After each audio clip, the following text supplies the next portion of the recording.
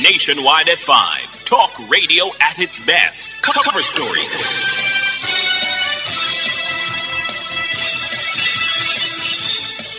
Cover Story is brought to you by JTA Credit Union, serving our members, impacting lives positively. Multilink, roll with control. Use Multilink, safe, fast, and accepted in more locations. I'm Dennis Brooks. I'm Marlon Campbell. I'm Floyd Green. And I'm Garth Williams. Catch us on the Jamaican Dads podcast right here on Nationwide 90 FM, Thursdays at 8 p.m. with a repeat on Sundays at 6 p.m. The Jamaican Dads podcast is all about providing men with a healthy, safe, and functional forum to tackle many of the taboo topics that concern our masculinity. Like everyone else out there, we're dads of varying amounts of experience who come from different backgrounds and often view the world differently. We're definitely not perfect, but we're all brethren and we're all committed to this piece of rock called Jamaica. Too often, there are no safe spaces for men to explore the issues which are important to us. Plus, most of the content out there about parenthood is produced by women, for women. So we think it is important that we be the change we want to see. Follow us on YouTube, Facebook, Instagram, and Twitter at Jamaican Dads with a Z. Christmas starts here at H&L Rapid True Value. Get Christmas ready by shopping the latest in our catalog. The time brought to you by H&L Rapid True Value is... Nationwide time, 5 o'clock. Crisp and refreshing. Room temperature or chilled. A pure water would drink. The temperature by Pure Water is... 29 degrees in capital city Kingston and 27 out west in Montego Bay. From the Nationwide News Network, comprehensive, incisive, tough. This is Nationwide at 5. Good afternoon, I'm Robian Williams. And I'm Dana Davey. In Nationwide News at this hour, oral submissions in the legal dispute between Prime Minister Andrew Holness and the Integrity Commission to resume tomorrow in the Supreme Court. Prime Minister Andrew Holness and the JLP hailed Don Webby's contribution in the Senate following his resignation from the upper house today. JLP's Dwayne Smith dismisses claims by residents in the constituency that he has been rude and distant during his tenure as councillor. I have never been rude, but I guess it's how person want to perceive me. However, I've prided myself on being accessible. The EOJ to soon launch a public sensitization campaign aimed at encouraging greater citizen participation in the voting process. Bodies of two people believed to have been swept away by flood waters in St. Catherine on Tuesday were found today. In news from the rest of the world, Haitian activists demand halt to deportations as gang violence and poverty soar. Putin congratulates courageous Trump on election win. In headline sports, rain prevents result in Jamaica's Scorpions' fourth-round regional Super 50 game against the Harpy Eagles. And later in our broadcast, in our cover story at 5:35, with Donald Trump's election win, fears are rising among illegal residents in the United States. Are their fears founding? You'll hear more. In public opinion at 6:26, we ask, what is your reaction to the arrest of 19 female gangsters since the start of the year? Give us your comments by logging onto our Facebook page, Nationwide News Network, and by tweeting us at Nationwide Radio, and message us on WhatsApp at 876-285-5693. You can also leave your comments on Instagram at Nationwide 90FM. In the nation's business at 6:40, the capabilities of artificial intelligence in the domain of deepfake technology are advancing rapidly. How can people safeguard against that? Chairman of the Artificial Intelligence Task Force, Christopher Record, and CEO of 876 Solutions, Trevor Forrest, will tell us. At 7, there was widespread condemnation after a video surfaced of a woman opening ackee pods with a knife. Head of the Department of Chemistry at the UWI Mona, Dr. Donna Minot-Cates, will join us to tell us the dangers. All these and more as we take you home on air on your mobile, Nationwide 90 FM, Nationwide Radio JM.com, and on the Nationwide app available on Google Play and the App Store. This Thursday afternoon, Thursday, November 7, 2024.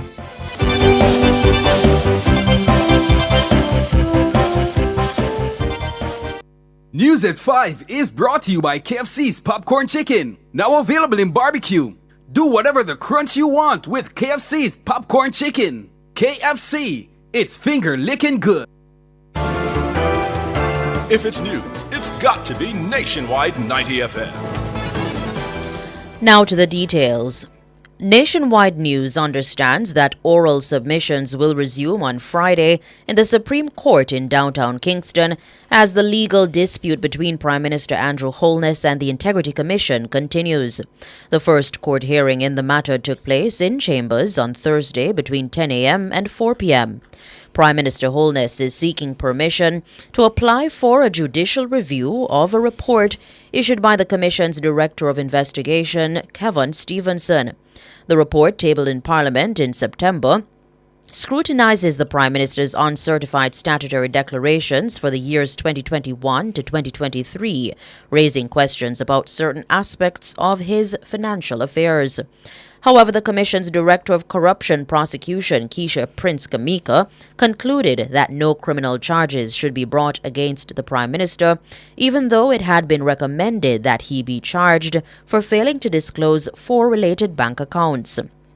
Following this, the Commission referred the matter to Tax Administration Jamaica, TAJ, and the Financial Investigations Division, FID, for further investigation. However, Prime Minister Holness has accused the Integrity Commission of procedural abuse and violating his constitutional rights.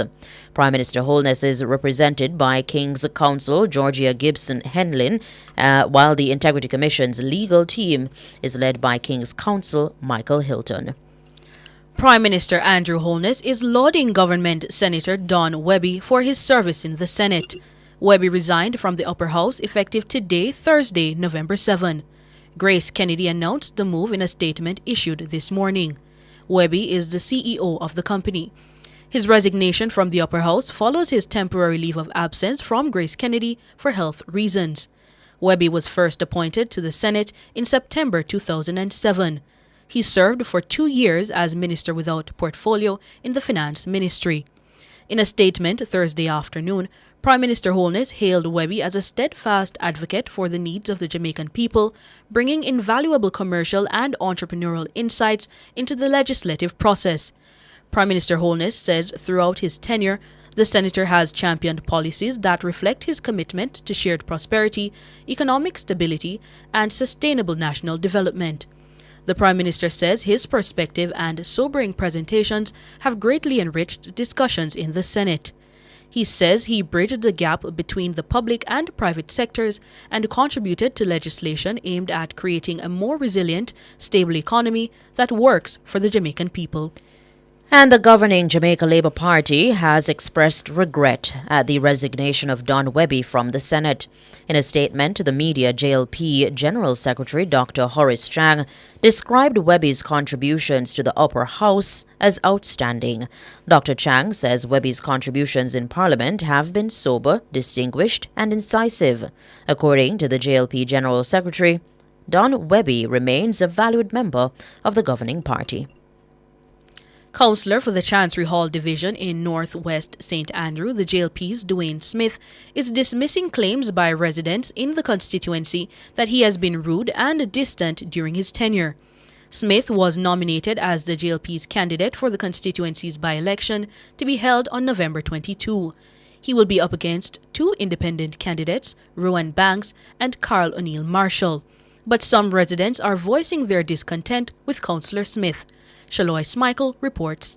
The residents who made their grouses known on Cliff Hughes Online on Thursday say Smith has oftentimes been rude to them or ignored their cries about the poor state of the roads in Northwest St. Andrew.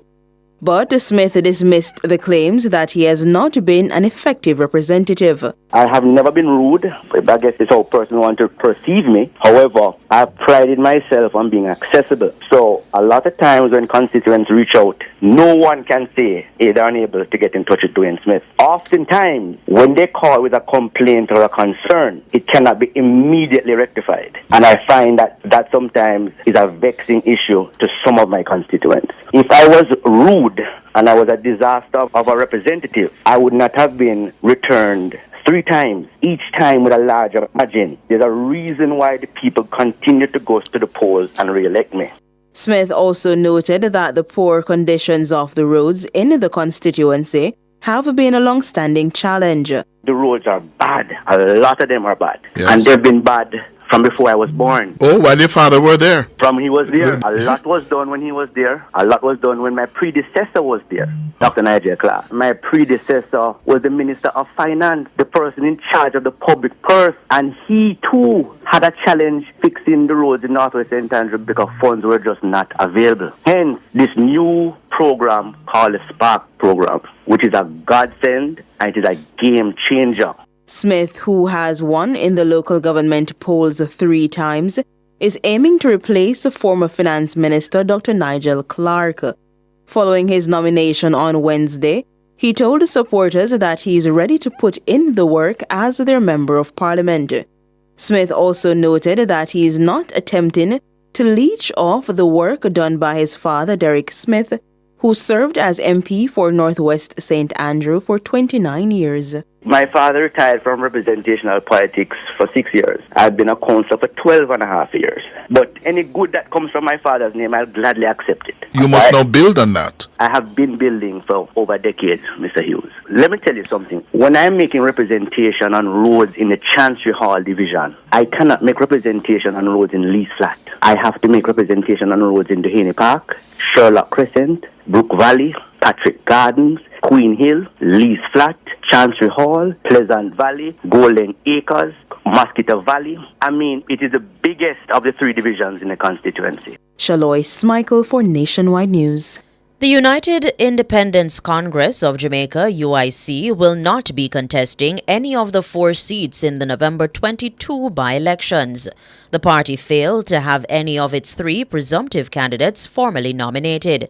In a statement on Wednesday, the UIC's General Secretary, Claudia Barrett, says the inclement weather conditions associated with Tropical Storm Raphael impeded its efforts. Siobhan Campbell has more in this report. Claudia Barrett says the potential candidates attempted to complete the nomination process in a timely manner, but were hampered by the rainy conditions brought by Raphael. Party alleges that the early closure of the Electoral Office of Jamaica, EOJ, as well as the entity's failure to respond to its emails or answer its calls, were major challenges. Barrett says the party's standard-bearer for South Trelawney, Winston Wright, faced severe road conditions and traffic congestion caused by the activities of the governing party. In Northwest St. Andrew, the party says heavy rain and business interruptions prevented its representative, Kevin Nelson, from getting nominated ahead of the 2 p.m. cutoff time. The UIC said it was a similar case for the Morant Bay Division, where Omar Douglas is its standard-bearer. A total of 4 by-elections are scheduled for November 22. 2 of them are being run to fill vacant parliamentary seats in South Trelawney and Northwest St. Andrew. The other 2 are for spots at the local government level, the Morant Bay Division in East St. Thomas and the Enon Town Division in Northern Clarendon. The UIC said it did not intend on contesting the Enon Town seat, but the EOJ has refuted the UIC's claim about unanswered emails and calls. In a response sent to the media on Thursday, the EOJ says it has not received any emails from the party, nor has any record of unanswered calls to its offices. The EOJ says it provides opportunities for all prospective candidates, respective of party affiliation or independence, to receive assistance from the returning officer and his/her team at its constituency office ahead of the scheduled nomination day. The EOJ says while it too had to contend with poor weather conditions, the constituency teams made efforts to facilitate prospective candidates prior to the November 6 nomination day process. The EOJ says its offices in the constituencies where by-elections are to be held opened on Saturday, November 2 to assist prospective candidates. They also opened on Monday, November 4 for normal operations, but closed early due to the inclement weather. EOJ says the offices reopened on Tuesday, November 5, in spite of the poor weather conditions in some areas.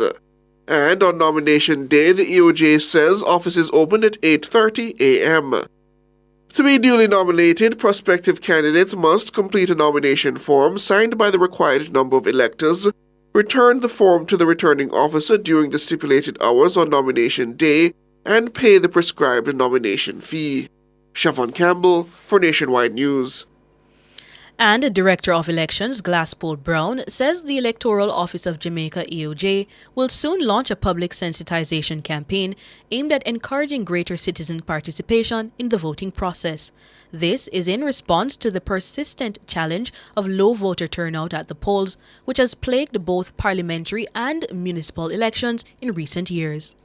We have been doing a number of things. Certainly we have gone into our schools in terms of assisting them, sort of sensitizing them to the process, why they need to be a part of the process. We have undertaken an arrangement that we go into schools and the universities, colleges, etc. And when we do that, we normally use it as a sort of a forum to educate them. At the same time, we are, certainly for the upcoming general election, we're going to put up an educational program in place, a more PR sensitization program in place. So you'll see that being rolled out in a couple of weeks. The aim of that program is to highlight the importance of persons being a part of the process, the need for the individuals to be involved in decision making of whoever becomes the leader of our country.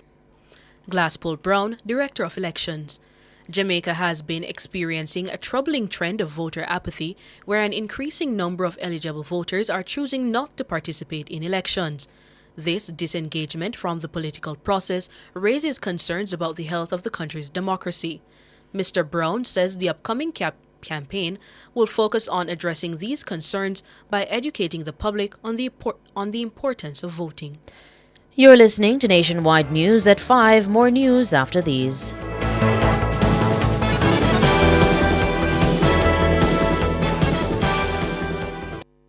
Value Drug Pharmacy offers curbside pickup and delivery of your branded and generic drugs. WhatsApp your prescription to 876-881-6695. The time by Value Drug Pharmacy is 5:15.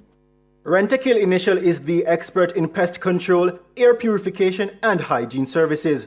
Call today 876-926-4236. The temperature by Rent-A-Kill is 27 degrees in capital city Kingston and 29 out west in Montego Bay. Improving our relationship with you. The Passport Immigration and Citizenship Agency, PICA, is improving its relationship with you, our valued customer. Our new customer relationship management system will help us to better understand your needs, communicate with you, and address your issues faster. Contact us online and let us help you. The new system is a joint project of PICA and the Transformation Implementation Unit. Improving our relationship. Building a better public sector for all. Continuing the news, National Security Minister Dr. Horace Chang says nearly 500 individuals, including 19 women, have been detained for gang activity since the start of the year. Minister Chang provided the figures during Wednesday's post-cabinet media briefing, where he updated the nation on the administration's progress in tackling crime.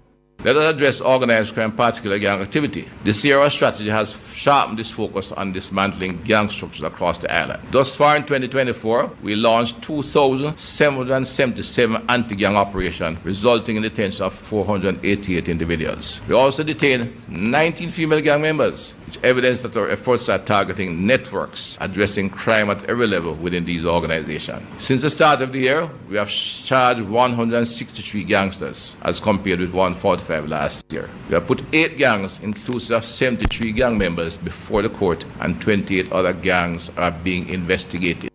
According to Dr. Chang, gang activity in the country has nearly been cut in half. He says a significant reduction was accomplished through targeting select individuals who are major perpetrators of violence. However, Dr. Chang says there's been an alarming trend recently of mass killings being perpetrated by gangsters. There are some areas of concern which need repeating, such as the occurrence of multiple victim incidents with larger than usual number of victims. In Cherry Lane, 8 lives were tragically lost and 9 others injured due to an ongoing gang war. Similarly, gang violence in the Warwick Hills area, now known as Pleasant Hill, claimed the lives of 5 individuals, including 2 suspected gang leaders. These incidents demonstrate the reach and destructive nature of gang violence. Despite the complexity of these cases, we are making significant progress. In the Cherry Lane incident, we have arrested and charged 2 individuals linked to the gang and seized an illegal firearm. 2 suspects linked to the incident one of whom was positively identified as a shooter, are fatally shot when they challenged the members of the police force as they sought to apprehend them. The remaining members of the gang are being pursued to be brought to justice. Dr. Horace Chang, Minister of National Security. The search for the two people believed to have been swept away by flood waters in Loida's Vale, St. Catherine on Tuesday has ended in tragedy. This after police discovered two bodies in a white Mitsubishi L200 motor truck on Thursday, believed to be those of the missing man and woman. Commanding officer for the St. Catherine North Police Division, Superintendent Hopton Nicholson, says the vehicle was retrieved at about 1 p.m.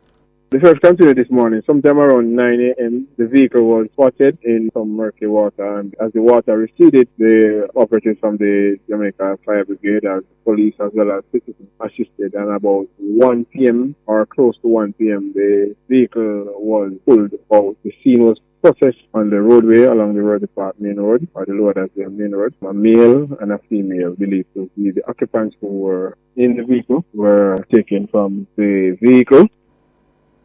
Superintendent Hopton Nicholson, commanding officer for the St. Catherine North Police Division. It's understood the two were traveling in the Mitsubishi truck when they experienced difficulties from the flood waters associated with Tropical Storm Raphael. Superintendent Nicholson says a post-mortem will be done to determine the cause of death as investigations continue. He says their identifications have not yet been released. World in a Minute is brought to you by ABC Electrical Sales. We make things as easy as ABC. Hose assembly and supply, equipping Jamaica for success. And Charles O'Connor Consulting Network, COCN, driven by international accounting standards, modern technology and integrity. The World in a Minute. Haitian activists on Thursday demanded that other countries temporarily stop deportations to their country due to a surge in gang violence and deepening poverty. Tens of thousands of people have been deported to Haiti in the past month. Most of them are from the Dominican Republic, whose president recently pledged to deport some 10,000 migrants a week. The latest government figures show that the Caribbean country, which shares the island of Hispaniola, has deported nearly 61,000 migrants to Haiti in the past month. In October, the U.S. deported 258 Haitians, while Turks and Caicos, Jamaica, and the Bahamas deported a combined total of 231. Russian President Vladimir Putin has congratulated Donald Trump on his election victory. In his first public comment on the U.S. vote, Putin praised the president-elect's courage during the July assassination attempt. You can have any attitude toward him, because during his first iteration as president, he was dubbed as mostly a businessman, that he is not very well versed in politics. He can make a lot of mistakes. But from the outset, I can tell you that his behavior when there was an attempt on his life, I was impressed. He's a courageous person. And it's not just about the hand he raised and his call to fight for their common values and ideals. Of course, there was a rush of adrenaline, but a person shows their true color in these emergencies. And this is precisely one of those cases, and I think he acquitted himself admirably in a valiant fashion as a man. And I would like to take this opportunity to offer my congratulations on his election as President of the United States. Russian President Vladimir Putin speaking through an interpreter. He was answering questions during a meeting with foreign policy experts at the Black Sea resort of Sochi, Russia on Thursday. World in a Minute was brought to you by ABC Electrical Sales. We make things as easy as ABC. Hose assembly and supply, equipping Jamaica for success. And Charles O'Connor Consulting Network, COCN, driven by international accounting standards, modern technology and integrity. Recapping the top stories making nationwide news at this hour. Oral submissions in the legal dispute between Prime Minister Andrew Holness and the Integrity Commission to resume tomorrow in the Supreme Court. Prime Minister Andrew Holness and the JLP hailed Don Webby's contribution in the Senate following his resignation from the upper house today. JLP's Dwayne Smith dismisses claims by residents in Northwest St. Andrew that he has been rude and distant during his tenure as councillor. I have never been rude, but I guess it's how a person wants to perceive me. However, I have prided myself on being accessible. The EOJ will soon launch a public sensitization campaign aimed at encouraging greater citizen participation in the voting process. I'm Robianne Williams. And I'm Dana Davey. You can find the news on our website at nationwideradiojm.com and on the Nationwide app available on Google Play and the App Store. News next, the headlines at 6.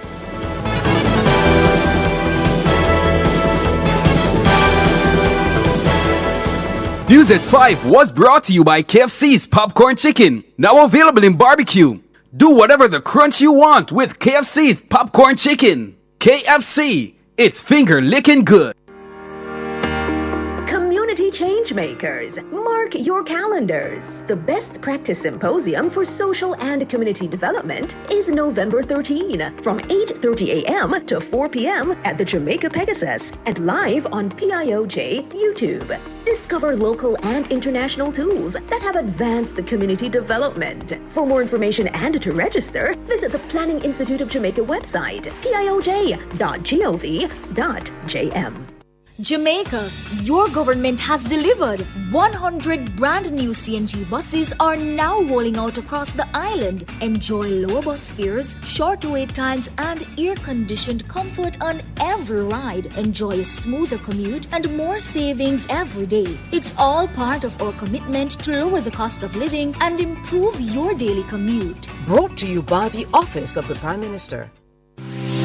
Need to make a change to your title or need a title? GeoLand Title Limited. They do lost title application, add and remove names from titles, wills, estates. First-time registration land surveys also included. Affordable rates and flexible payment options. NLA adjudication and land titling waivers also available. They have 8 locations island-wide. Call 876-754-6436 or visit their website at geolandonline.com. GeoLand Title Limited. Secure your land, secure your title.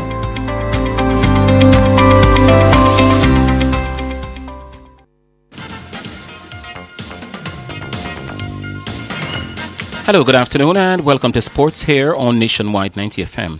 I'm Wayne Walker. We start with the news on cricket. The Jamaica Scorpions' 4th round game in the CG United Regional Super 50 tournament against the Guyana Harpy Eagles ended in a no result at the Queen's Park Oval in Trinidad today because of rain. The Jamaica Scorpions, who were looking for a 3rd straight victory, reached 162 for 6 after 41 overs and 3 balls when the game was halted for good. Jermaine Blackwood was left not out on 63. Captain John Campbell, he went for 53. Kirk McKenzie was dismissed for a duck. Carlos Brown 2, Brad Barnes a duck, Javel Glenn 12, and Romaine Morris 10. Ashmead Ned, he bagged the 2 for 23. The Scorpions' next game will be on Sunday against the combined campuses and colleges team at the Queen's Park Oval. Meanwhile, defending champions, the Trinidad and Tobago Red Force, ticked off yet another victory. They beat the West Indies Academy by 9 wickets at the Sir Frank Worrell Memorial Ground in St. Augustine. After bowling out the Academy team for 135 in 34 overs and 2 balls, the Red Force raced to 136 for 1 in 26 overs and a ball with Amir Jangu 70 and Kijon Otley 40 sharing in an unbroken second wicket stand of 130. Joshua Bishop 31 and Rivaldo Clark 30 top scored for the West Indies Academy against Yannick Correa 4 for 34 and Carrie Pear 3 for 14. Well-known cricket commentator Joseph Reds Pereira is recommending that Cricket West Indies arrange for fast bowler Alzari Joseph to get psychological help. The lanky pacer Joseph lost his cool on Wednesday and was seen leaving the field after getting into a heated exchange with the team captain Shea Hope over field placement during the final game of a 3-match ODI series against England at the Kensington Oval in Bridgetown, Barbados. Joseph was not pleased with the field set up by Hope for him at the start of the 4th over of the match. The player was was seen waving his arms at the 2 slips in place for England number 3 batter Jordan Cox. He dismissed Cox for 1 run from the 4th ball of the over, but refused to celebrate the dismissal and instead was seen having a heated verbal exchange with Hope. Pereira says Joseph's behavior has no place in the sport. But in all my years of broadcasting, I've never seen anything like that. I was astonished. And the difficulty was you just couldn't understand what was the beef.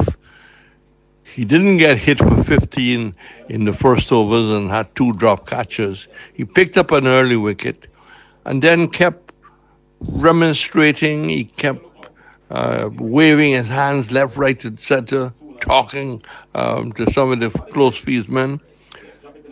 Then came the straw that broke the camel's back. He walked off the field, which is a no-no. No permission from the captain to leave. He needs a couple of games off, but more important, he needs some help from a doctor who is a specialist in temper tantrums. And the board should try and arrange that as soon as possible. That's Joseph Reds Pereira. Jamaica's 12-member national senior netball team is leaving the island tomorrow for Manchester in England for the first 2 games in the inaugural Vitality Horizon Netball Series. The 2 countries will meet at the AO Arena in Manchester November 16 and 17 before shifting to Kingston at the National Indoor Sports Centre on November 25 and 26 for the return games. The team wrapped up its local preparation last night under the supervision of head coach Sasha Gay Henry. Henry told Nationwide Sport today that the latter stages of the local preparation wasn't the smoothest, but she says they're ready for the challenge nonetheless. We had a few players that were not able coming down with the flu, but a part of that is that the doctor is working alongside with them so that they can recover properly. So we are excited and we are ready to go despite whatever challenges that we might have working with now. We are quite excited. I think we are prepared as best as we can. I mean, a lot of our girls, we were trying to balance training and school and work. So, you know, we had our little nits and picks in terms of our preparation, but we actually did the best that we could in terms of our preparation. Sasha Gay Henry, coach of the Jamaica senior netball team. The games form part of the new Challenge Series where England and Jamaica will play 4 internationals per year for 4 years, 2 at home and 2 away. And Janelle Fowler-Nemhard will once again lead the squad, which is completed by Shanice Beckford, Mishka Crary and Rhea Dixon. And in attack, centre court will be Abigail Sutherland, Khadijah Williams, Crystal Plummer and Teresa Beckford, while on the defensive end, it's Shamira Sterling Humphrey, Kadian Dehaney, Latanya Wilson and Julian Ward. Now, sports are going to be back with more at 6:05.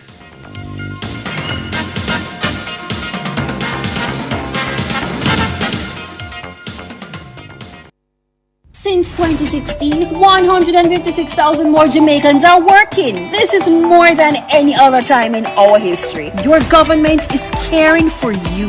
The time brought to you by the Office of the Prime Minister is 5:31.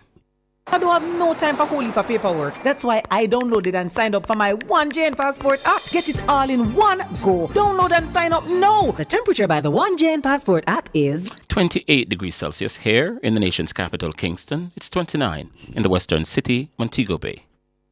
Yo, run the track! Burger King 5K and Relay is back Sunday, November 10th, 6 a.m. New venue, Emancipation Park. Register with your school, alma mater, or companies to win a share of over $1 million. Past students, run, walk, or crawl, but finish the race for the BK Big Finish Prize. Register now at www.runningeventsja.com. Yo, run the track! Burger King 5K and Relay. Sponsored by Rainforest Soccer Express. Burger King, developing schools and communities through sports.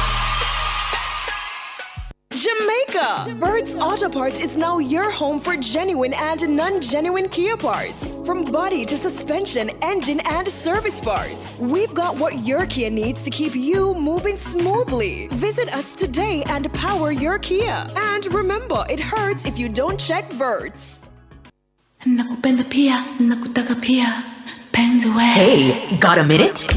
Your Sunday just got a whole lot better. Yeah, baby. This Sunday, November 10, from 1 to 2 p.m., the Mayor's Parlor will immerse you, our listeners, into the musical world of Quincy Jones. Did you know that Quincy Jones was the genius behind Michael Jackson's Thriller and Bad? Who's bad? And that's just scratching the surface. From his timeless classic Soul Bossa Nova, you might recognize it from the Austin Powers movies.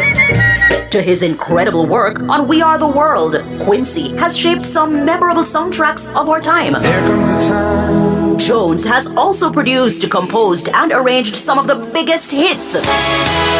We'll take you on a journey through his iconic projects, including classics from movies like The Color Purple and TV shows The Fresh Prince of Bel-Air. Now this is a story all about how my life... And Sanford and Son.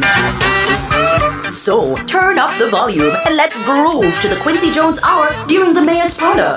This Sunday, November 10, from 1 to 2 p.m. Only on Nationwide 90 FM, a revolution in media.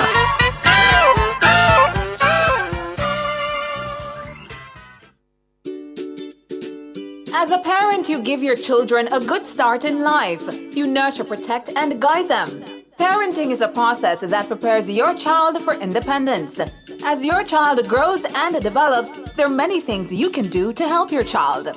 Stay tuned to The Big Show, nationwide this morning, for parenting tips. Fridays at 6:53 a.m. Only here will you learn everything you need to know about parenting.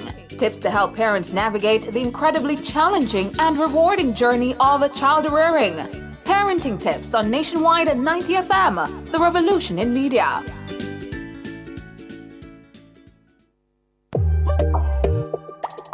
I'm Dennis Brooks. I'm Marlon Campbell. I'm Floyd Green. And I'm Garth Williams. Catch us on the Jamaican Dads podcast right here on Nationwide 90 FM, Thursdays at 8 p.m. with a repeat on Sundays at 6 p.m. The Jamaican Dads podcast is all about providing men with a healthy, safe, and functional forum to tackle many of the taboo topics that concern our masculinity. Like everyone else out there, we're dads of varying amounts of experience who come from different backgrounds and often view the world differently. We're definitely not perfect, but we're all brethren and we're all committed to this piece of rock called Jamaica. Too often, there are no safe spaces for men to explore the issues which are important to us. Plus, most of the content out there about parenthood is produced by women, for women. So we think it is important that we be the change we want to see. Follow us on YouTube, Facebook, Instagram, and Twitter at Jamaican Dads with a Z. And definitely join us here on Nationwide 90 FM every Thursday at 8 p.m. with a repeat on Sundays at 6 p.m. for the Jamaican Dads podcast. It's a revolution in media. Do you have a consumer-related issue? Want to learn more about matters concerning you as a consumer? Well, keep it locked to Nationwide 90 FM for the Consumer Hour with me, Nora Gay Banton. Weekdays from 9 to 10 a.m. For all your consumer-centric matters, stay tuned to the Consumer Hour on Nationwide 90 FM, a revolution in media. Cover Story is brought to you by Multilink. Roll with control. Use Multilink. Safe, fast, and accepted in more locations.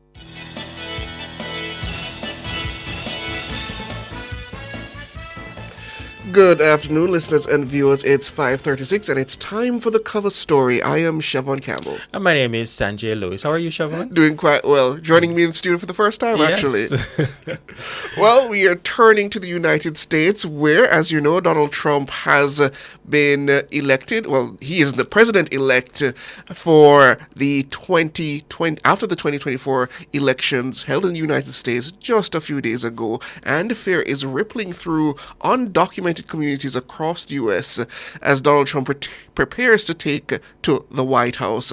He promises record deportations after an election campaign filled with xenophobic hate speech and a first term marked by anti-immigration crackdowns. And with Trump's victory over Kamala Harris, he is expected to fulfill his campaign pledge to unleash the biggest mass deportation of undocumented people in U.S. history. During his victory speech on Wednesday, Trump says his administration will seal the borders. A country that needs help, and it needs help very badly. We're going to fix our borders. We're going to fix everything about our country. And we made history for a reason tonight. We're going to have to seal up those borders, and we're going to have to let people come into our country. We want people to come back in, but we have to let them come back in, but they have to come in legally. They have to come in legally. And that's Donald Trump, the president-elect of the United States. Well, joining us to discuss this issue, we have with us Managing Director of Caribbean Immigrant Services, Erwin Clare, and Immigration and Social Security Attorney in Connecticut, Maurice Matlin. Gentlemen, good afternoon and welcome. Erwin, Good Maurice? afternoon. Good afternoon. Wonderful. Good afternoon. Thank you. Let me start with you, Maurice. How likely is it that Trump would be able to execute mass deportations? Do you think that there are any legal or logistical challenges that might stand in the way of such an effort? Well, good afternoon. I'm Maurice Matlin. I am in Connecticut. I practice immigration law and food security, and I'm happy that you consider me to say something here. But concerning the question you asked me, they would attempt to accomplish by invoking the 18th century wartime law known as the Alien Enemies Act. The Alien Enemies Act, last used in World War II for the internment of Japanese, Italian, German nationals and deploying the full force of law enforcement agencies and the United States military in a violation of due process rights and the law. But even though the law, based on what you're saying, gives him that provision, what about the logistical part of it? Isn't that going to be a logistical nightmare to deport all these individuals in mass, as he explained that he will do? Oh, yeah, it isn't difficult, but immigration is political, it is executive arms of the government, and the good thing in the United States, we have due process. And even though the 18th century wartime law, they made the problem to enforce it because the flexibility of the United States Congress is very powerful, and there will be debates and probably political demonstration, among other things, that will slow the process, and then the courts will intervene. And that's where I would like to take you, Mr. Maitland. Even with the very strong executive powers held by the president, and even in a situation where his party controls both the House and the Senate, I can't imagine it would be easy for him to essentially enact such legislation without some pushback. What are the guidelines and guardrails in place, essentially, that would govern how the president could enact such a piece of legislation? Well, the legislation that the Alien Enemies Act, they would have to prove that these folks are enemies, and they're not real enemies who are here now, and so the court would have to look into that as well.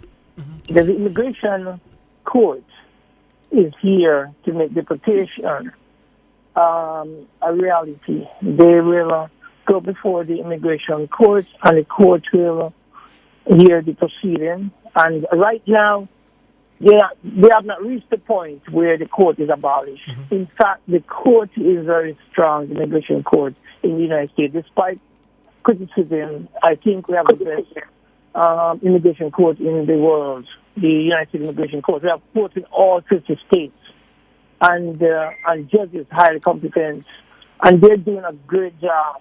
In fact, I can tell you this.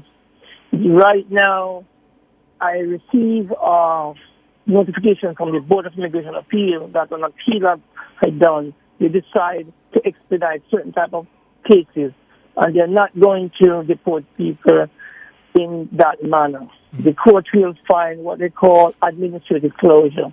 Quite a number of these cases can be administrative closure where they refer the case to the USCIS office for adjudication rather than through the court system. So it is political rhetoric, but I think the court system in terms of immigration is very fair because I have been practicing immigration court and I see administrative closure is a way of life. And the U.S. attorneys throughout the countries are quite able to do so. The only problem is that sometimes folks cannot afford immigration attorney, and that is the main reason sometimes they are deported. But some of the judges are very flexible. They tend to lean back and allow affordable representation. Let me hear you, Erwin Clare. Based on what you have heard on the campaign trail with the Donald Trump and the Republicans, would Trump's proposed mass deportation be targeted towards certain populations, such as those with criminal records, or would it include a broader spectrum of undocumented immigrants? Good evening again. And it will impact. Let me just clearly say something from where I sit, and I'm not an attorney, so I'm not going to speak in legalese. I'm speaking from a standpoint of what I see happening, how it impacts the man on the ground. It's not just about undocumented immigrants.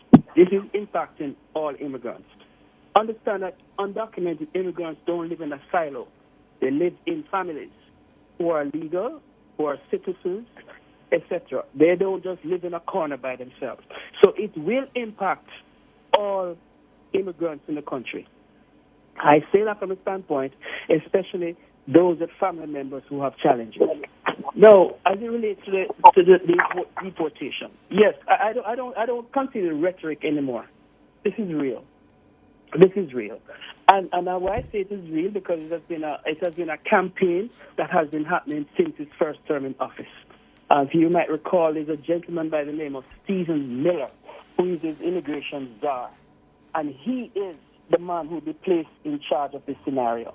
And they have already said, and you have heard Vice President-elect J.D. Vance indicate, that one of the first set of folks they'll probably look at are the dreamers, because they've been trying to remove the dreamers. These are folks who were granted stay in the United States as a result of them being children come to the United States. And back in, I think, 2007 or 2009 or 2012, thereabouts, then Obama passed the DREAM Act, allowing them to live and work legally over all these years. They have indicated that these are some of the first set of folks who they remove. So this is really, gentlemen, the point that you asked about the logistics. I heard Mr. Matlin respectfully speaking. Good evening, Maurice. Good hearing you. But as it relates to the court, remember now, you have a Supreme Court that Donald Trump has put in place. Erwin, can you just hold that point for us? We're up on a break. Don't forget your point. Let's take the break and come back.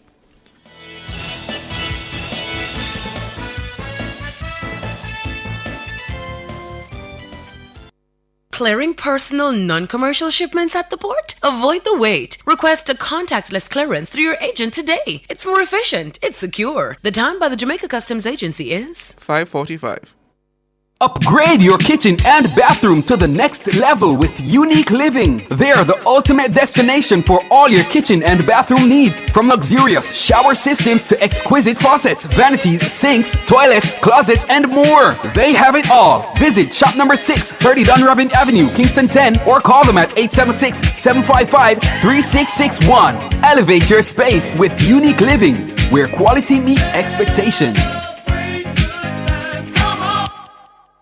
We are the best at what we do. At Hose Assembly and Supply Limited, we supply hose fittings and tools. We guarantee we can't be beaten when price and quality are combined. You brand us the Hose and Tool Boss because we deliver the most effective industrial solutions. Come in and experience the joy of shopping with Hose Assembly and Supply Limited. Call us 876-923-3936 or visit 173 Hagley Park Road, 2 Charles Worth Crescent, or Montego Bay Trade Center. Hose Assembly and Supply Limited. More than just hoses. Now open every Sunday.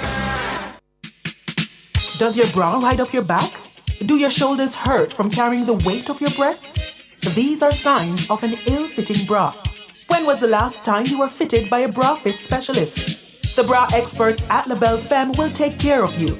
Drop into the store at 53 Lady Musgrave Road, Tuesdays to Saturdays from 10 to 5, and you will see the difference. Or call 876-622-6091.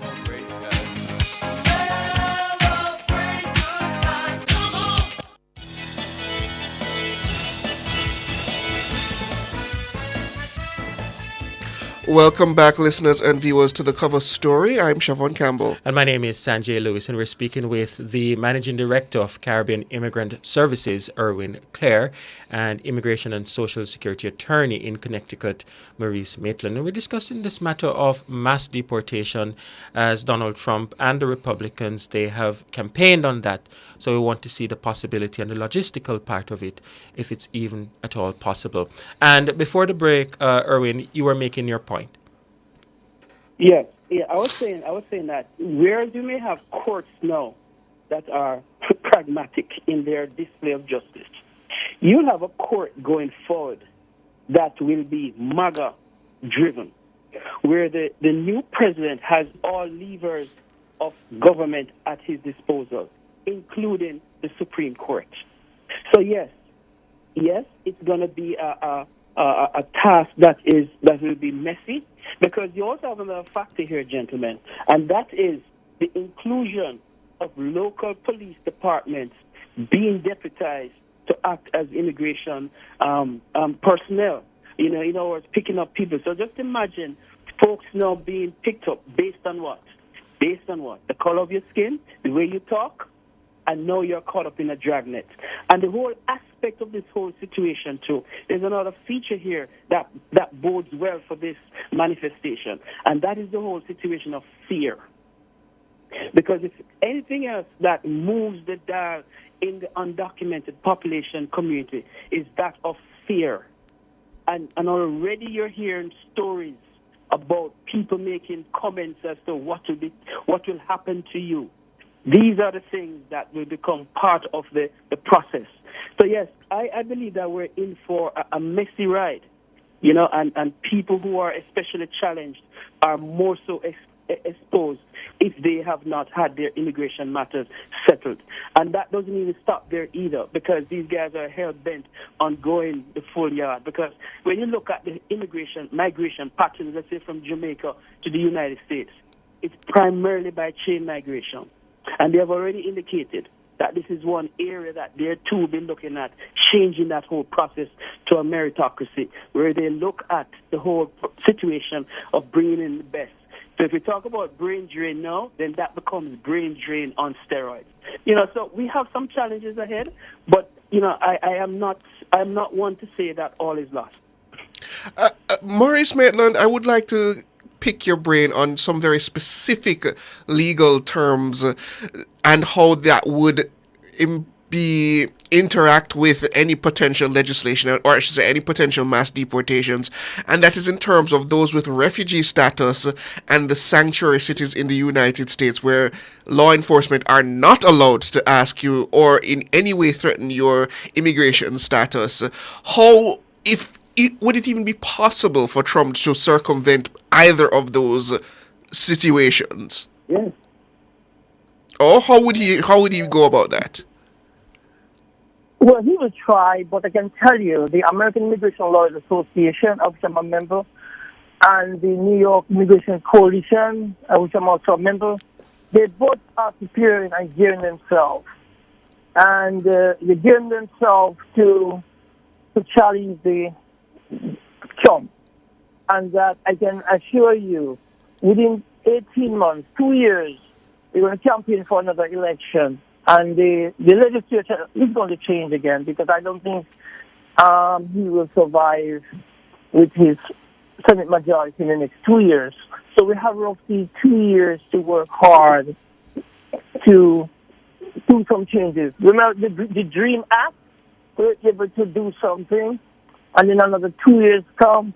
So the political flexibility of the United States system is really good. So within 2 years, the Congress will change. Mm-hmm.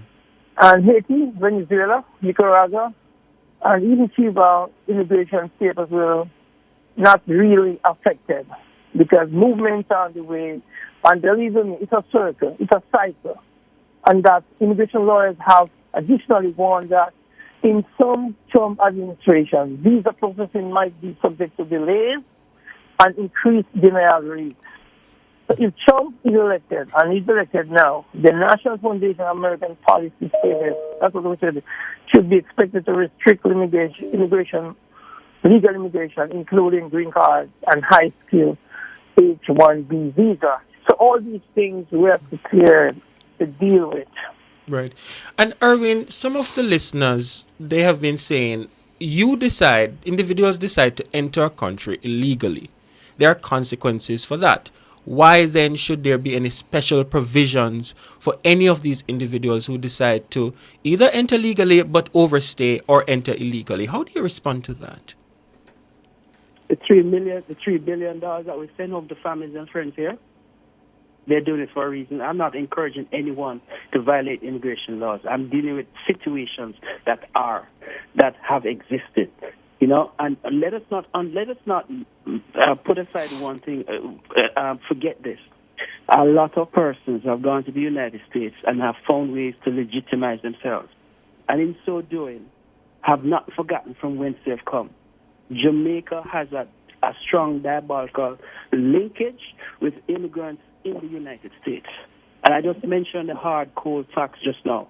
The $3 billion in totality in remittances that comes home on a yearly basis. That speaks magnitude as to why people sometimes go away. It's to better themselves, and in so doing, make the sacrifices. I'm not going to knock a person from doing that. But at the same token, I'm not going to encourage anyone to break immigration laws. But if they find themselves in situations where in a position to arbitrate, to lobby and advocate on their behalf, yes, we're going to do that.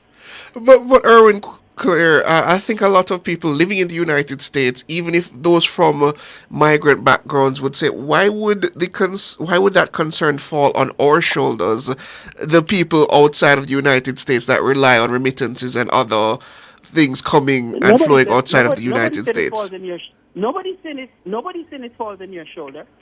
If people don't have opportunities, why do people migrate? But once again, Erwin, as I said, why would a U.S. citizen then say, why should I concern myself with that? I just want to secure my borders and I want to secure my country. Yeah, and I have no problem securing the border. I have no problem. But look at who it is targeted to. Nobody's looking at the southern border. Nobody's looking at immigrants from Europe coming in. It's looking at a particular group of folks who have contributed fundamentally to the economics of the United States. By the way, guys, 40% of the oil and gas industry in Texas are immigrants. 40%. All right? And when you consider, and let's even go further, the whole situation here, is that when you look at many industries that exist because of immigrants, and I'm speaking immigrants in totality, documented and undocumented, because as I said, these type of situations by the Trump administration does not just impact unlawful presence of persons. It impacts all immigrants because we're in the families. They don't live in silos, as I said. So I'm just saying to you that no, we are not supporting persons breaking the rules. No. But if they're in a situation and I find myself as my brother's keeper, it is up to me if I'm in a position to help my brother, to help my brother. That's what we're saying. Mm-hmm. And finally, Maurice, what alternatives do you see to this mass deportation? What's that middle ground? Because there is a position of those within the United States that they need to protect their borders, while, as Erwin just indicated, the reality that exists for many. So how do you find that middle ground? Well, I thank you for asking the question, because that question actually is the foundation of the answer to my brother Sinclair. What really happened when people come to the United States? They come with an intent. Say, for example, a visitor's visa. The intent to remain here permanently or not permanently. Now, if their intent change when they come here, it means to say then they should notify the United States government. Now, if they have dual intent, that's a different issue. And the problem why they have immigration problem is because of their lack of honesty about their intent. And for example, a person can intend with a visa for 6 months, but they intend to stay here permanently. Then the issue of overstay, among other things. And that's the problem. So to solve the problem now, where they change their intent, they need to get some attorney who could look into the case and find exception to the rule. Say, for example, someone came to the country here and they overstayed. What I usually do as an attorney, I will look into if they have any medical issues, and if they're a serious medical issue, then there's an exception to the rule. And that exception to the rule will enable them to stay another 12 months, and then maybe another 12 months. And then sometimes they get married and they might stay. Now, they do an intent. But to come here and deliberately change their intent without, then the government will look into it and may want to deport them for overstay. Another case, for example, the Board of Immigration Appeal is the second highest court in the country. And I have a case here. The lady came from Nigeria. And the immigration judge denied her. And according to my colleague, another attorney, we should never do an appeal like this because the case is started by a bar. The person was not here long enough to get cancellation of removal. However, when I look into the case, I see the intent was to be here temporarily. However, her husband divorced her, so she must stay here. So I appealed to the Board of Immigration Appeal.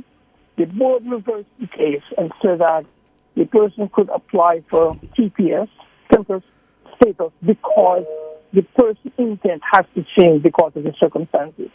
So we have to find some legal ground. And as a result, now we're going to file TPS for the person from Nigeria. I was quite surprised that Nigeria, you could get TPS as well. And for Jamaicans, also, sometimes they give exception to some of the rules as well. So there are different ways you can navigate the system legally and be successful. Well, we have to leave it there, gentlemen. But thank you, as always, for your time, Immigration and Social Security Attorney in Connecticut, Maurice Matlin, and Managing Director of Caribbean Immigrant Services, Erwin Clare. Thank you for your time. Listeners, Headlines at 6 comes your way next.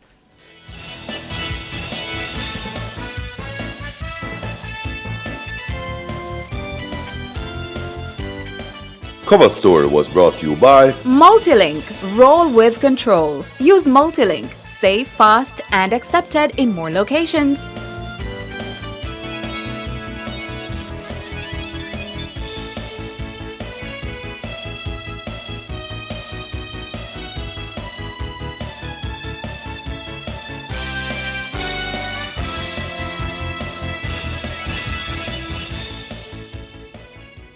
The time brought to you by Guardian Life. Live secure, live easy is 6 o'clock.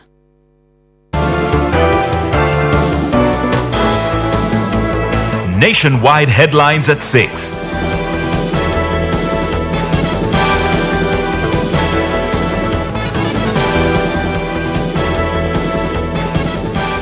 Good evening with the headlines at 6. I'm Shalois Michael.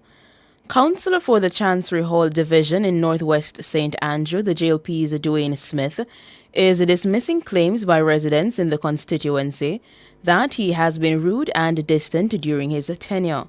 Smith was nominated as the JLP's candidate for the constituency's by-election to be held on November 22. I have never been rude, but I guess it's how a person wants to perceive me. However, I've prided myself on being accessible. So a lot of times when constituents reach out, no one can say they're unable to get in touch with Dwayne Smith. Oftentimes, when they call with a complaint or a concern, it cannot be immediately rectified. And I find that sometimes is a vexing issue to some of my constituents. If I was rude and I was a disaster of a representative, I would not have been returned 3 times, each time with a larger margin. There's a reason why the people continue to go to the polls and re-elect me. Smith also noted that the poor conditions of the roads in the constituency have been a long-standing challenge.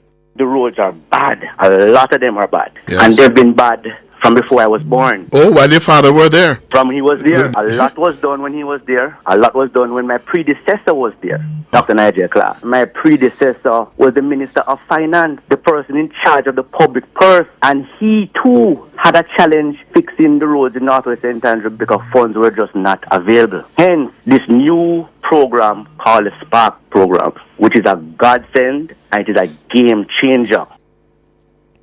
Smith says he is not attempting to leech off the work done by his father, Derek Smith, who served as MP for Northwest St. Andrew for 29 years. My father retired from representational politics for 6 years. I've been a councillor for 12 and a half years. But any good that comes from my father's name, I'll gladly accept it. You must now build on that. I have been building for over decades, Mr. Hughes. Let me tell you something. When I'm making representation on roads in the Chancery Hall Division, I cannot make representation on roads in Lees Flat. I have to make representation on roads in Duhaney Park, Sherlock Crescent, Brook Valley, Patrick Gardens, Queen Hill, Lees Flat, Chancery Hall, Pleasant Valley, Golden Acres, Mosquito Valley. I mean, it is the biggest of the 3 divisions in the constituency. Dwayne Smith, the councillor for the Chancery Hall Division. Director of Elections Glaspole Brown says the Electoral Office of Jamaica will soon launch a public sensitization campaign aimed at encouraging greater citizen participation in the voting process. This is in response to the persistent challenge of low voter turnout at the polls, which has plagued both parliamentary and municipal elections in recent years. We have been doing a number of things. Certainly we have gone into our schools in terms of assisting them, sort of sensitizing them to the process, why they need to be a part of the process. We have undertaken an arrangement that we go into schools and the universities, colleges, etc. And when we do that, we normally use it as a sort of a forum to educate them. At the same time, we are, certainly for the upcoming general election, we're going to put up an educational program in place, a more PR sensitization program in place. So you'll see that being rolled out in a couple of weeks. The aim of that program is to highlight the importance of persons being a part of the process, the need for the individuals to be involved in decision making of whoever becomes the leader of our country. Glaspole Brown, Director of Elections. National Security Minister Dr. Horace Chang says nearly 500 individuals, including 19 women, have been detained for gang activity since the start of the year. Minister Chang provided the figures during Wednesday's post-cabinet media briefing. Let us address organized crime, particularly gang activity. This year, our strategy has sharpened this focus on dismantling gang structures across the island. Thus far in 2024, we launched 2,777 anti-gang operations, resulting in the detention of 488 individuals. We also detained 19 female gang members, which evidence that our efforts are targeting networks, addressing crime at every level within these organizations. Since the start of the year, we have charged 163 gangsters, as compared with 145 last year. We have put 8 gangs, inclusive of 73 gang members, before the court, and 28 other gangs are being investigated. According to Dr. Chang, gang activity in the country has nearly been cut in half. He says a significant reduction was accomplished through targeting select individuals who are major perpetrators of violence. However, Dr. Chang says there has been an alarming trend recently of mass killings being perpetrated by gangsters.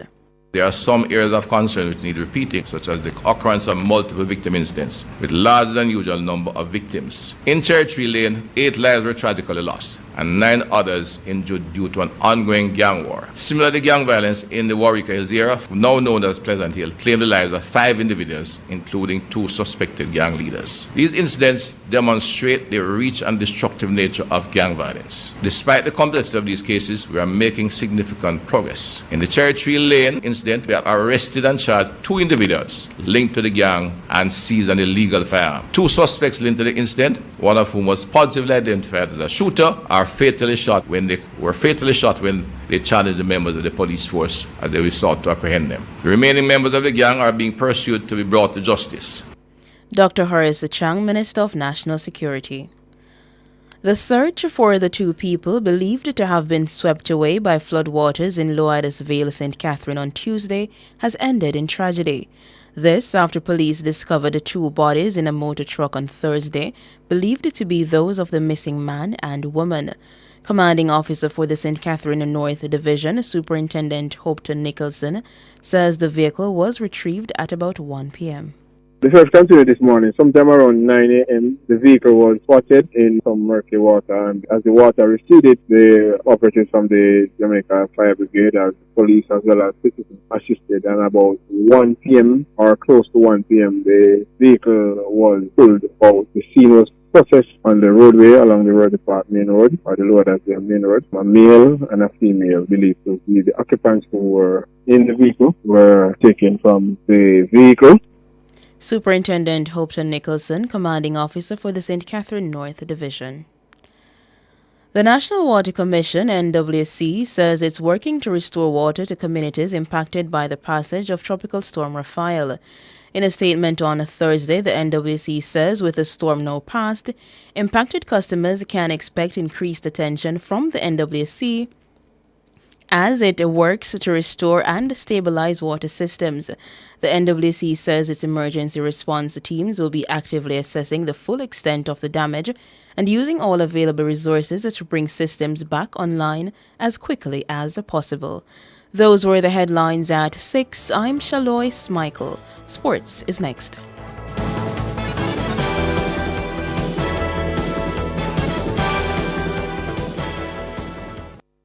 Shop and win a mega kitchen from Megamart. Spend $6,000 or more before GCT at any Megamart location and fill out the entry form provided for a chance to win a brand new stove, fridge, and microwave this Christmas from Appliance Traders Limited. Visit us on social media to win monthly prizes courtesy of Lasco, Grace Foods, and Facey Commodity Company Limited. Promotion runs from September 30 to December 6. Shop now to win a mega kitchen from Megamart. The best value by far. Conditions apply. Must be 18 years or older to enter. Authorized under Section 58.3 of the Betting, Gaming, and Lotteries Act. Are you ready to turn your sales and marketing skills into high earnings? Nationwide 90 FM is searching for business development executives to build lasting client relationships. If you have experience across all stages of the sales cycle and possess strong communication, negotiation, and time management skills with a proven sales track record, this opportunity is perfect for you. Join our team and work with the top corporate brands, media agencies, and of course, our on-air personalities. Enjoy networking opportunities, professional growth, and competitive commissions. Ready to take the next step? Send your resume to hr@nationwidenewsnetwork.com today.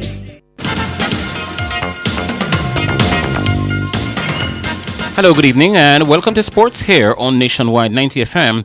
I'm Wayne Walker. The Jamaica Scorpions' fourth-round game in the CG United Regional Super 50 tournament against the Guyana Harpy Eagles ended in a no result at the Queen's Park Oval in Trinidad today because of rain.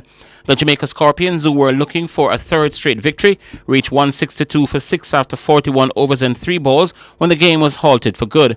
Jermaine Blackwood was left not out on 6-3, while Captain John Campbell went for 53. Kirk McKenzie was dismissed for a duck, so too Brad Barnes. Carlos Brown went for 2. Javel Glenn 12 and Remain Morris 10. Ashmead Ned bagged 2 for 23. The Scorpions' next game will be on Sunday against the combined campuses and colleges team at the Queen's Park Oval. Meanwhile, defending champions, the Trinidad and Tobago Red Force, they ticked off yet another victory. They beat the West Indies Academy by 9 wickets at the Sir Frank Worrell Memorial Ground. After bowling out the Academy team for 135 in 34 overs and 2 balls, the Red Force raced to 136 for 1 in 26 overs and a ball, with Amir Jangu 70 and Kijon Otley 40, sharing in an unbroken second wicket stand of 130. Joshua Bishop 31 and Rivaldo Clark 30 top scored for the West Indies Academy against Yannick Correa 4 for 37 and Carrie Pear 3 for 14. Well-known cricket commentator Joseph Retz Pereira is recommending that Cricket West Indies arrange for fast bowler Alzari Joseph to get psychological help. The lanky pacer Joseph lost his cool on Wednesday and was seen leaving the field after getting into a heated exchange with the team captain Shea Hope over field placement during the final game of a 3-match one-day international series against England at the Kensington Oval in Bridgetown, Barbados. Joseph was not pleased with the field set by Hope for him at the start of the 4th over of the game. The player was seen waving his arms at 2 slips in pace for England's number 3 batter Jordan Cox.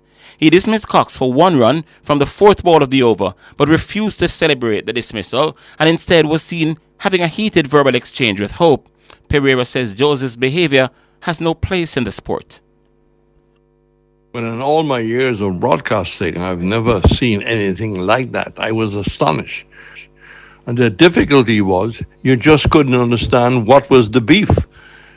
He didn't get hit for 15 in the first overs and had 2 drop catches. He picked up an early wicket and then kept remonstrating. He kept waving his hands left, right, and center, talking to some of the close fieldsmen. Then came the straw that broke the camel's back. He walked off the field, which is a no-no. No permission from the captain to leave. He needs a couple of games off, but more important, he needs some help from a doctor who is a specialist in temper tantrums. And the board should try and arrange that as soon as possible. That's commentator Joseph Reds Pereira. The West Indies went on to win the game by 8 wickets to win the series 2-1. The teams are now turning their attention to the 5-match T20 International Series starting on Saturday, also at the Kensington Oval in Bridgetown, and it gets underway at 2 o'clock Jamaica time. ODI captain Shea Hope says he's looking forward to the series. Yeah, it's a big plus for us. The work is really showing. Like I said, the guys are putting a lot of work off the field, so it's important that we understand that the work off the field, translates into on the field stuff. So I think it's a great confidence booster, especially for the batting unit, and I think that going forward, we're going to have a lot more runs to come. West Indies won the international captain Shea Hope. Cricket West Indies, well, they've signed a new 6-year media rights agreement with ESPN Caribbean, ensuring exclusive digital coverage of all West Indies men's and women's home international games. The deal will also ensure exclusive coverage of the men's and women's regional tournament, the CG United Super 50. The agreement, which runs from 2024 to 2030, further solidifies ESPN Caribbean as a home of West Indies cricket across the region. Under the agreement, Cricket West Indies has retained the right to license post-match highlights on free-to-air and digital platforms throughout the region. Cricket West Indies says the new deal, which was brokered in partnership with CWI's media consultant Pitch International, is a key milestone in the board's broader strategy to enhance the global visibility of West Indies cricket. Jamaica's 12-member national senior netball team is leaving the island tomorrow night at 8:30 for Manchester, England for the first 2 games and the first ever Vitality Horizon Netball Series. The 2 countries will meet at the AO Arena in Manchester on November 16 and 17 before shifting to Kingston at the National Indoor Sports Centre on November 25 and 26 for the return games. The team wrapped up its local preparation last night under the supervision of head coach Sasha Gay Henry. Henry told Nationwide Sports Today that the latter stages of the local preparation wasn't the smoothest. However, she says the players are ready for the challenge nonetheless. We had a few players that were not able coming on with the flu, but a part of that is that the doctor is working alongside with them so that they can recover properly. So we are excited and we are ready to go despite whatever challenges that we might have working with now. We are quite excited. I think we are prepared as best as we can. I mean, a lot of our girls, we were trying to balance training and school and work. So, we had our little nits and picks in terms of our preparation, but we actually did the best that we could in terms of our preparation. Sasha Gay Henry, coach of the Jamaica senior women's netball team. Now, the games forms part of a new challenge series where England and Jamaica play 4 internationals per year for 4 years, 2 at home and 2 away. Janelle Fowler-Nemhard will once again lead the Jamaica squad, which is completed by Shanice Beckford, Mishka Creary and Rhea Dixon in attack, centre court Abigail Sutherland, Khadijah Williams, Crystal Plummer and Teresa Beckford on the defensive end, and Shamira Sterling Humphrey, Kadian Dehaney, Latanya Wilson and Jodian Ward. 3 members of the current Fast 5 squad, Zaudi Green, Kimon Shaw and Simone Gordon, will join the team for the Kingston leg of the series. The 2 quarterfinals of the Issa Manning and the Costa Cup, that's the quarterfinals of the Issa Manning and the Costa Cups, are scheduled to kick off tomorrow. Only 1 game will be played in the Costa Cup tomorrow. Monroe hosting Old High School at Monroe in a Group B game starting at 3 o'clock. In the Manning Cup, 4 games will be played tomorrow. Champions Mona will tackle Jamaica College in the first game at a Stadium East doubleheader at 2 p.m. before Tivoli Gardens take on Kingston College at 4. In the other 2 games, Excelsior High and Hydel will meet at Jamaica College at 3 o'clock, while St. Catherine and Campion will battle at Prison Oval also at 3. Captain Kylian Mbappe has again been left out of the French national team for this month's European Nations League window. Manager Didier Deschamps says his decision to leave Mbappe out of the squad, the doubleheader, is a one-off. The Real Madrid forward was not selected for upcoming game against Israel and Italy. The 25-year-old Mbappe was left out of the France squad in October for 2 Nations League matches as a precaution, given he had just returned from injury and had been expected to return for selection this month. The forward, who joined Real Madrid on a free transfer last summer from Paris Saint-Germain, has struggled to find form since moving to the Santiago de Bernabeu. Mbappe has scored 8 goals in 15 appearances for the La Liga club, but has only netted once in his past 5 games. Real, who won both the Champions League and the La Liga last season, were beaten 4-0 by rivals FC Barcelona last month, and they trailed the Catalan club by 9 points in the league. Mbappe, a World Cup winner in 2018 in Moscow, has scored 48 goals in 86 appearances in the French national shirt. The Aquatic Sports Association of Jamaica has named 8 swimmers, including 4 alternates, for the World Aquatic Swimming Championship set for December 10 to 15 in the Hungarian capital Budapest. The 4 first-team swimmers are Olympians Sabrina Lynn and Josh Curlew, and Jessica Calderbank and Sidrel Williams, while the alternates are Emily McDonald, Leanna Wainwright, Nathaniel Thomas, and Kazim Lozer. Mark Rose is coach of the team, Florence Grizzle Williams, manager. And finally in sports at this time, former champions, the Golden State Warriors, moved to 7-1 in the NBA last night after brushing aside champions, the Boston Celtics, 118-112 at the Garden. This is not Madison Square Garden, it's a Garden in Boston. Steph Curry was the star man. He bagged 27 points, dished out 9 assists, and grabbed the 7 boards as Golden State ticked off their 5th straight win of the campaign. In other games, the Charlotte Hornets, they edged the Detroit Pistons 108-107. Atlanta tagged New York 121-116. Houston blew away San Antonio 127-100. Cleveland saw off New Orleans 131-122. Denver topped Oklahoma 124-122. The LA Clippers eased past Philadelphia 110-98. Elsewhere, Sacramento, they turned back Toronto 122-107. And Vancouver defeated the Los Angeles Lakers 131-114. That's sports.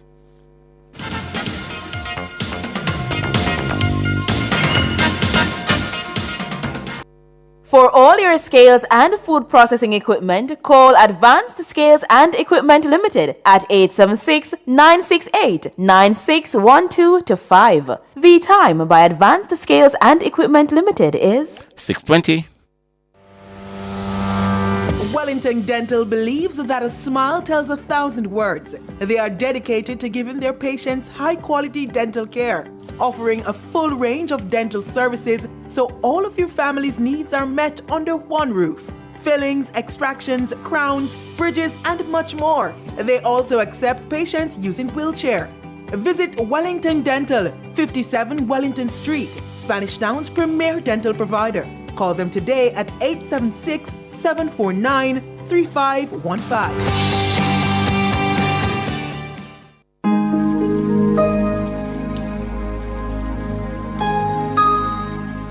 Hi there. Here's some good news for these trying times. Quote, "By God's word, I can see where I'm going.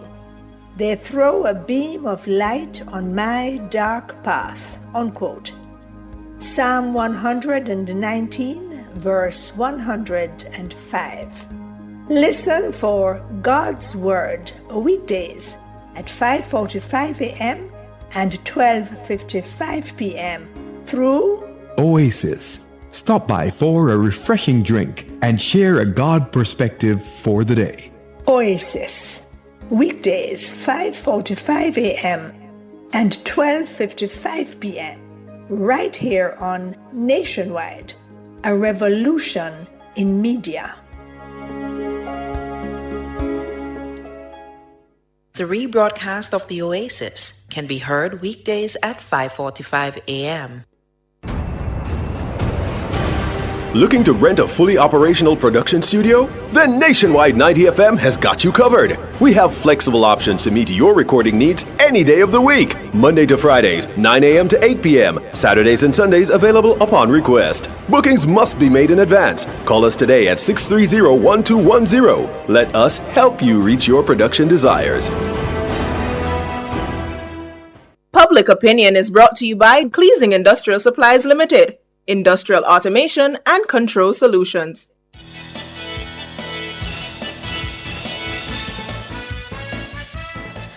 Good evening, and welcome to Public Opinion. I'm Robianne Williams. A special good evening to our friends on our YouTube platform. Thank you for always tuning in. Some people, they are from man until thy kingdom. I mean, we appreciate you. A special good evening to you all over there. Thank you so much. We like to hear from you, so we ask you to weigh in live in the comment section on today's Public Opinion. And it's a matter of national concern, I would say. National Security Minister Dr. Horace Chang says nearly 500 individuals, including 19 women, have been detained for gang activity since the start of the year. Now, Minister Chang provided the figures during Wednesday's post-cabinet media briefing, where he updated the nation on the administration's progress in tackling crime.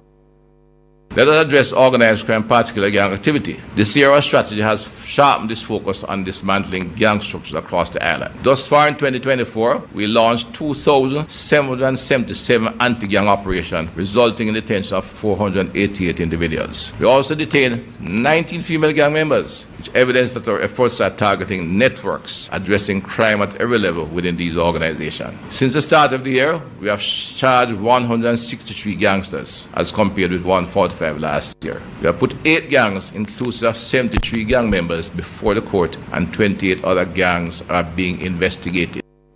Dr. Horace Chang, there, Minister of National Security. So in Public Opinion this evening, we're asking, what's your reaction to the arrest of 19 female gangsters since the start of the year? Yeah? What's your reaction to the arrest of 19 female gangsters since the start of the year? That's the question we're putting to you. If you're just joining us, we're inside the Court of Public Opinion. So let's get to it. On our X platform, President is saying that he's not surprised. And he's saying that some of these females are just as bad.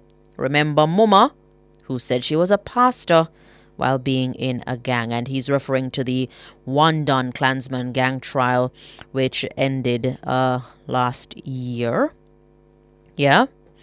In which a woman, Muma, she was convicted and she's now serving time for her participation in a criminal organization.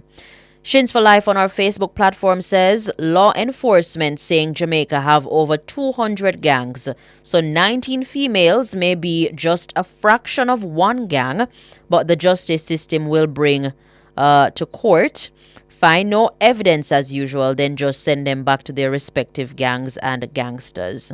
And that's it. You see, when they do get arrested, it's a whole new process. It's not just being arrested. When you're arrested, you have to be charged. So it would be good to get a breakdown to see of the 19 female gangsters that have been arrested since the start of the year. What's the prosecution? What's the status? What's happening with them? Are they still in custody? Have they been released?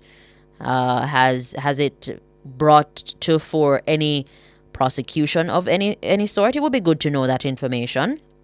Because as Shins for Law is saying that bring them to court, find no evidence as usual, and then just send them back to them respective gangs and gangsters. Maureen McLeod is saying that it's shameful that females have relegated themselves to such deeds, where usually the mothers of society, but have chosen to join our male counterparts in just about any mess. They should be able to handle the consequences. And of course, me not sorry for them. They know what they're getting themselves into. They know it's illegal. Yeah? But still, Winston says, I hope they arrest them And the evidence can stand up in court against them as well. And that's the thing that I'm saying. Arrest is one thing, but the evidence against them to amount to a prosecution, that's another thing. Rosalind Buck says, you do the crime, you pay the time. Indeed. Fabian Smith is saying they all should suffer the consequences of their actions. Rightfully so. Natalie Winter believes that it's a sad situation when female have to be arrested in such a manner. And Mark Ranger is saying it should be 90. Yeah? Never have I heard, because you know you hear the saying behind every man there's a strong woman. Well, no, apparently behind every gang there's a woman, unfortunately. I'm just saying. Wow. Christopher Isaacs is saying the Jamaican women have gotten very dishonest and untrustworthy. Yeah? And growing up, we know that women are the caring. We're the caring. We're the caring ones. We offer the love and the lovey-dovey and the emotions and all of that. But no, it seems, it's getting a little bit twisted. All right, let me see if I can get to some of these comments on our YouTube platform. If you're just joining us, we're inside the court of public opinion. And Dr. Horace Chang, our National Security Minister, he has pointed out that nearly 500 individuals, including 19 women, have been detained for gang activity since the start of the year. And the question we're putting to you this evening, what's your reaction to this? The arrest of 19 female gangsters since the start of the year. All right, let me see if I can go to our YouTubers. Max Romy said police catch them and the judges let them go. Wow, Iron Lady. I wonder if I can say this on the radio. Too many. All right, well, the word in the Bible, so let's see. Iron Lady said too many Jezebel women in a Jamaica. I see them every day. Wow. Hope me not getting in trouble for that one, the Iron Lady. All right. Let me see if I can get in some more. Vivian let me see. Vivian and Howell. Yes, Vivian and Howell says police should make them go meet their... Wow. Bring them to justice. Yes? Bring them to justice, Ms. Howell. Iron Lady again says Jamaica people them need for practice yoga. Get all that hate out of our genes. Oh, get all the hate out of our genes. Yeah? Let me see if I can get some others in. Valmac is saying, I would like to hear how many under 18 years old are part of the gangs. Yeah, there's so many breakaway. The information that you should, that should, I think, possibly be available about this. These 19 gangsters, female gangsters. And he did say women. So I don't know. He did say women. So I don't know if they can't be under 18 and be women. 18 and over for us. We call women. Cheerful Bird says a lot of women love bad man from day one. Yeah? Who did say she love bad man? Who sing that song? Wow. Valmac says I was looking for more females to be brought to justice. And that's what I'm getting at. Detain them, yes. But then what comes after? Because it's a whole nother a pot of soup. Whole lot of kickle. While when it comes on to going in front the court, providing the evidence, and for it to meet that threshold. Yeah? Let me see if I can get in some more. Michael Clark says they are the ones who block road when police do them work. Yeah. Let me see if I can get some more. PB saying I'm studying Iron Lady comment. She's playing Fool to Catch Wise. Okay. Let me see. Who done it? Saying history has it never happened. Oh, that's unrelated. Philip Jackson said gangster girl, wolf in sheep clothing. Yeah. Wow. Well, if you do the crime, you pay the time. And well, my experience before the court is that, the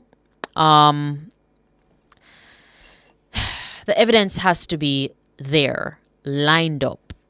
And that's what led to some of the gangsters being freed.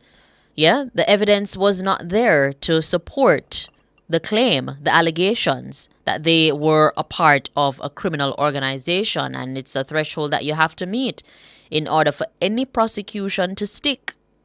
Yeah, it has to meet that threshold. Let me see if I can get in some more. Errol Murray says, not surprised, woman downtown picking pockets. It's a very sad situation, yeah?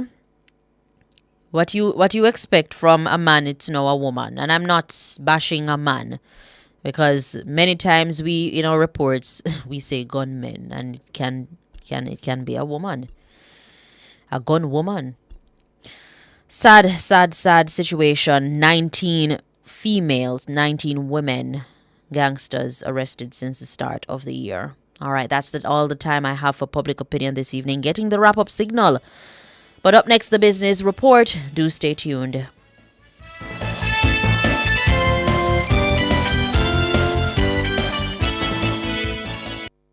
Public opinion was brought to you by Cleasing Industrial Supplies Limited, industrial automation and control solutions.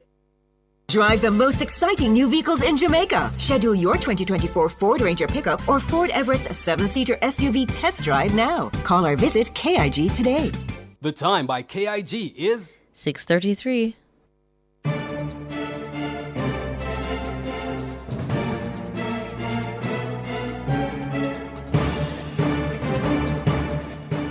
Hello, good evening, and welcome to Nationwide's Business Report. I'm Robianne Williams.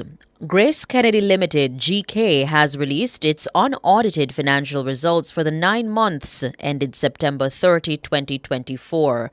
Now, during the period, the company says it achieved revenues of $126.39 billion, representing an increase of 7.3%, or $8.58 billion over the corresponding period in 2023.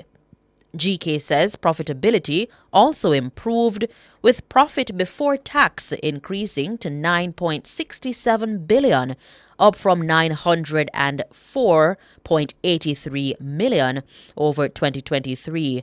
GK's net profit attributable to stockholders was $6.62 billion, an increase of 11%. Now, earnings per stock unit for the period was $6.70 compared to $6.02 in 2023. Following the positive results, a dividend of 75 cents per stock unit has been announced by GK Group CFO Andrew Mesado, payable on December 16, 2024, and totaling approximately 743 million Jamaican dollars. This is the fourth interim dividend payment for 2024 and brings the year-to-date total dividend payout to approximately $2.3 billion. Further afield, UK interest rates could take longer to fall further after the Bank of England forecast that inflation will creep higher after last week's budget. The bank cut interest rates to 4.75% from 5% in a move that had been widely expected. But it indicated that while the extra spending outlined in the budget would initially boost growth, measures such as raising the cap on bus fares and value-added tax, VAT, on private school fees would push prices up at a faster rate. And finally, in the currency markets at the close of trading today, it cost 159 Jamaican dollars and 51 cents to buy $1 US, and it cost 203 Jamaican dollars and 88 cents to buy $1 British pound, and 113 Jamaican dollars and 99 cents to buy the Canadian dollar. That's the business report. I'm Robianne Williams. Good evening.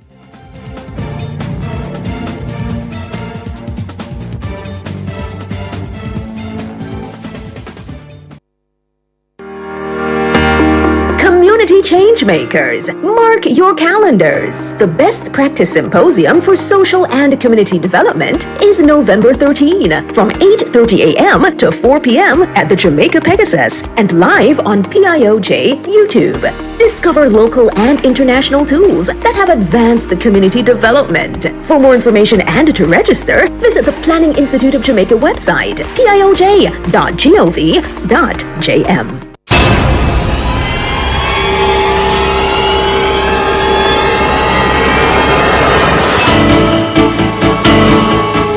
If it's in the public's interest, it's the nation's business during Nationwide at 5. The nation's business.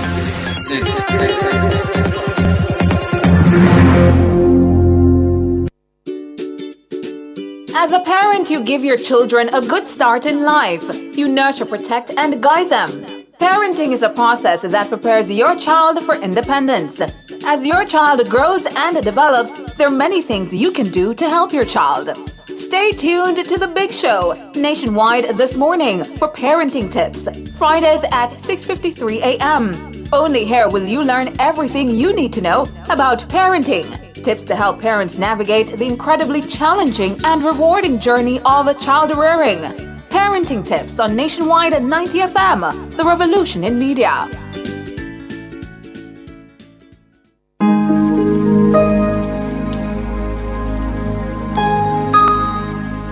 Hi there. Here's some good news for these trying times. Quote, "By God's word, I can see where I'm going. They throw a beam of light on my dark path." Unquote. Psalm 119, verse 105. Listen for God's Word weekdays at 5:45 a.m.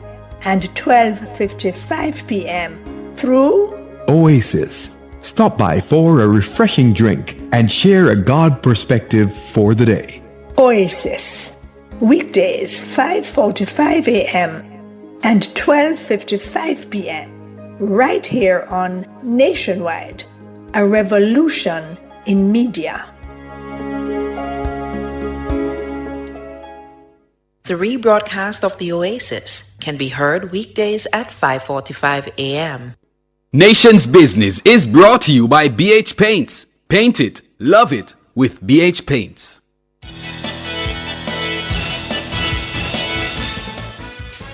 It's 6:40 here on Nationwide, and it's time for the Nation's Business. My name is Sanjay Lewis. And I'm Siobhan Campbell.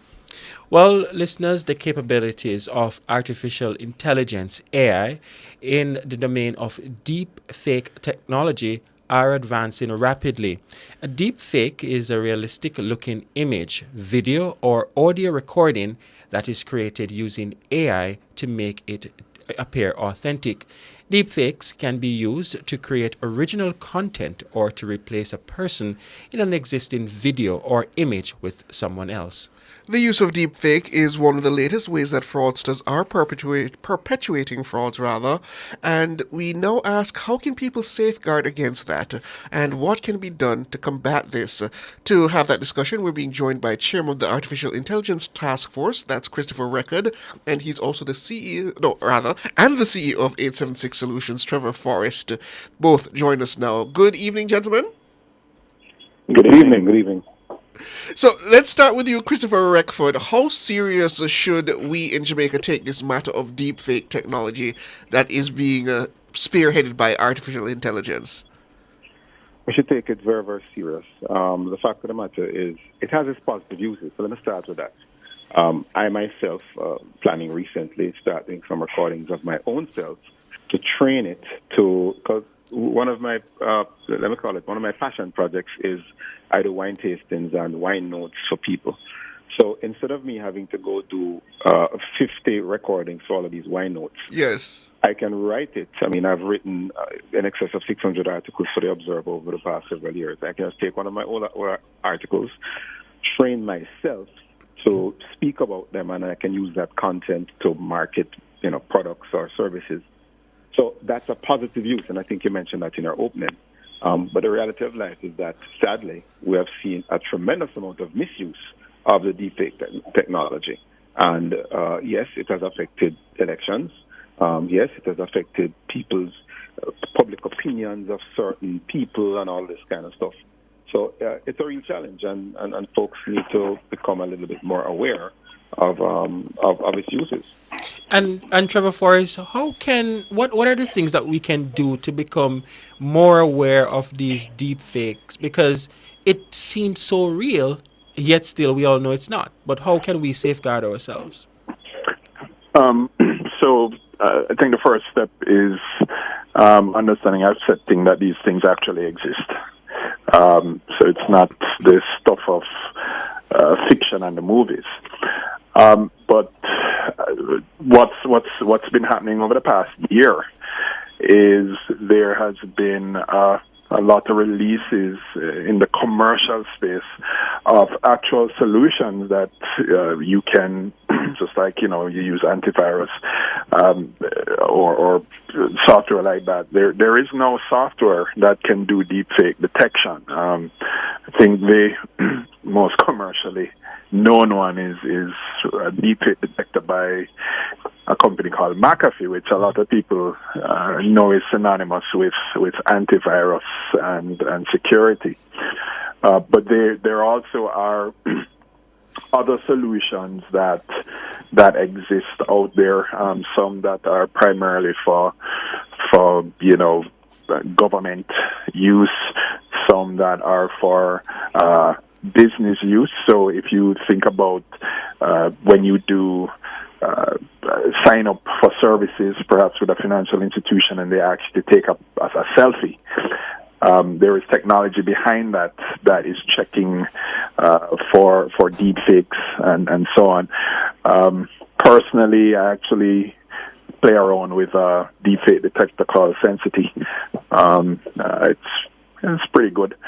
So there are offerings out there that you can pay for, that will allow you, should you desire or should you question, in videos or audio that you're hearing or seeing, that you can use to actually test and check, and these things are available for the individual, for businesses, for governments, and so on. And Christopher Record, I use 11 Labs at home sometimes when I just want to do a quick voice synthesis of things, and you tend to pick up that it's in some ways convincing, but even AI voices still, there's a little uncanniness to it that you can sometimes pick up with the human ear that I think we don't necessarily need technology sometimes to spot these things. What are those things that we can look out for just using the human eye and the human ear when we're dealing with some of these things and say, that's just not quite right? Yes, so the awareness of signs of deepfake is important, and it's something that I have myself had to start ensuring that I do, because being in the digital space, it's massively important. So we have to look out for irregular face movements, and in look out for those types of things. If you know how this person, so for example, I think most of us saw the very recent situations of one of our public figures. I think it was Dr. Abrams, right? Where there was a situation where he was shown to be peddling something that he had no business talking about. But the fact of the matter is that some people believe. I mean, the instant that I saw that, I know the gentleman, I know his voice, and that was not him. So the facial movement is one thing. Of course, unusual lighting. When there is a deepfake creation, the software sometimes have to do a lot of manipulation in order to get the most of the actual image to say things that it wasn't originally saying. And so that's, the lighting. And of course, a big thing to look for and to just listen for is a mismatched audio of the mouth moving and what the audio is saying. And sometimes I've had to replay a couple of videos a couple of times, and no, this is not real. The person's mouth is not moving to sound like an O, but the words are sounding like an O. So those are just a few basic signs of awareness that we have to be, just be conscious of when using these technologies. But we have a challenge, Trevor Forrest, especially when you're looking at an election where misinformation spreads like wildfire. How are we going to deal with this, especially here in Jamaica, where we have an election next year and individuals will be utilizing this technology to spread misinformation? How are we going to safeguard against that? So it's very difficult. And one of the things that is happening now, so the medium that is typically used to spread that kind of information is social media. Now, interestingly enough, platforms like Meta, which is Facebook and Instagram and even TikTok and those, they have started to implement within the applications the technology to detect deep fake productions. So that's kind of a start there. But the phrase I typically use now in this realm is do not trust and always verify. Because if it comes at you and it seems a little strange, then you have to seek verification. And a lot of times people don't do that, but I think a fair amount of public awareness, such as discussions like these, has to occur to let people know that these kinds of things exist, because there are still a lot of people who do not know that such capabilities and technologies exist. So I think a fair amount of public education needs to occur. On top of that, I think we need to have some sort of, especially as it relates to political campaigning and the like, there needs to be some guidelines, rules, and perhaps even legislation around the use of that kind of thing in those scenarios. Because again, if there is nothing to manage or even deter, then you're just going to have a lot of that kind of stuff being created and pushed out there, and the misinformation game will definitely go up many notches. The challenge that you have, though, Trevor, is even if you put that legislation in place, individuals on social media hiding behind a computer, it's going to be even harder to track those individuals, Which is why it's good that the social media platforms are implementing the technology. So it's a multi-layered approach that has to prevail. But I think a key thing, public education and awareness that this sort of thing is real. It's out there. The platforms themselves are implementing the technologies to detect these things. And should someone use, Deep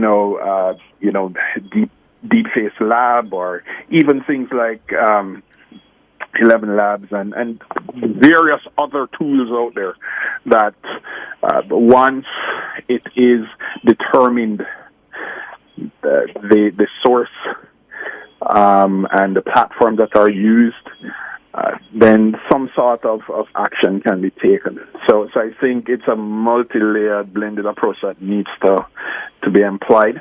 It gets increasingly more difficult because the technology is such that it's very, very difficult to detect some of these things. But I think we need to have some sort of guidelines and things in place to treat with that. And I want to take you to the legislation aspect, gentlemen. Christopher Record, Trevor Forrest. Look here in Jamaica. I know there's this big blow up in the United States in terms of the Screen Actors Guild and voice actors in terms of their rights to retain their voices, or the right for companies to retain their voices and use them in AI generation.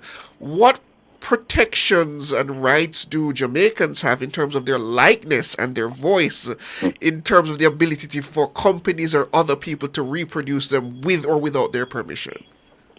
So that touches a number of areas. So the Jamaica Data Protection Act obviously covers a certain amount of that already in law, in terms of your use of your face, the use of your image, your use of your voice, anything that identifies you, your gait. I mean, I was just joking with a fellow runner this morning, just saying that I could recognize who it was from about 100 feet in front of me, simply because of how the gait was. But I want to just jump back to the election and talk a little bit about, because both myself and Trevor and some other colleagues have contributed to a list of recommendations, and what you just mentioned a while ago in terms of legislative framework was a component of that, where we were suggesting that, apart from just amending political code of conduct, which would get the electoral commission involved and all of that, where the parties agree upon banning of AI and attack campaigns,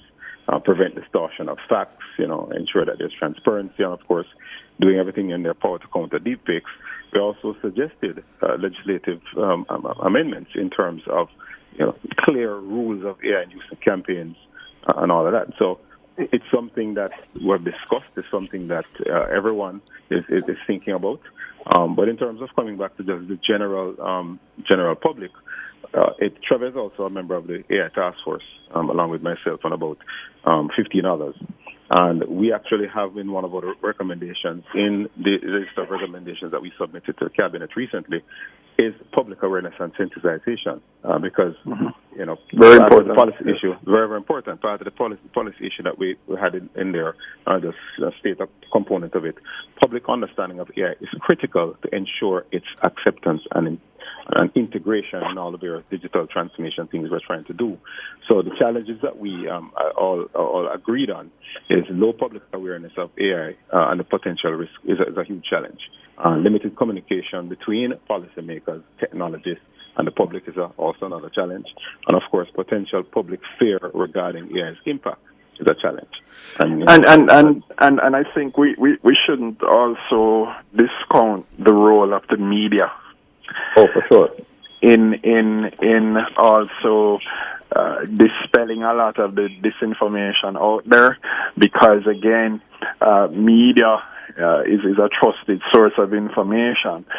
So media plays a huge role in that fight. And just to say, from a legislative standpoint, currently, I don't think we are exactly where we need to be as it relates to protection. I know last year, around this time, September last year, the United States passed a bill to treat with, the use of deepfakes and to protect, copyright and so on. So there is going to be need for some legislative framework around this, but I think we right now public education that would at least allow people to question certain things and use the tools that are available out there is very important. So and again, media plays a huge role in that. But is the task force also looking at those to provide recommendations to the government as it relates to legislation on deepfake? The main thing that was outlined was respect to just awareness of all of these technologies. Wasn't anything specific around deepfake, but there was a recommendation with respect to developing a program on digital media and information literacy, including the challenges, the ethical considerations, and responsibilities of AI. So that was definitely the first thing in our recommendation around the area of public awareness and sensitization. Another recommendation was, organize public consultation, workshops, and town halls to educate citizens around AI and address concerns directly. So all of these were part of it. Yeah, and I think there was also a component where when entities utilize artificial intelligence in any form or fashion, it needs to be required to let the audience know that what you're consuming is created by artificial intelligence, so that at least people know that, if they're speaking with somebody on the phone and it's not a real person, they know.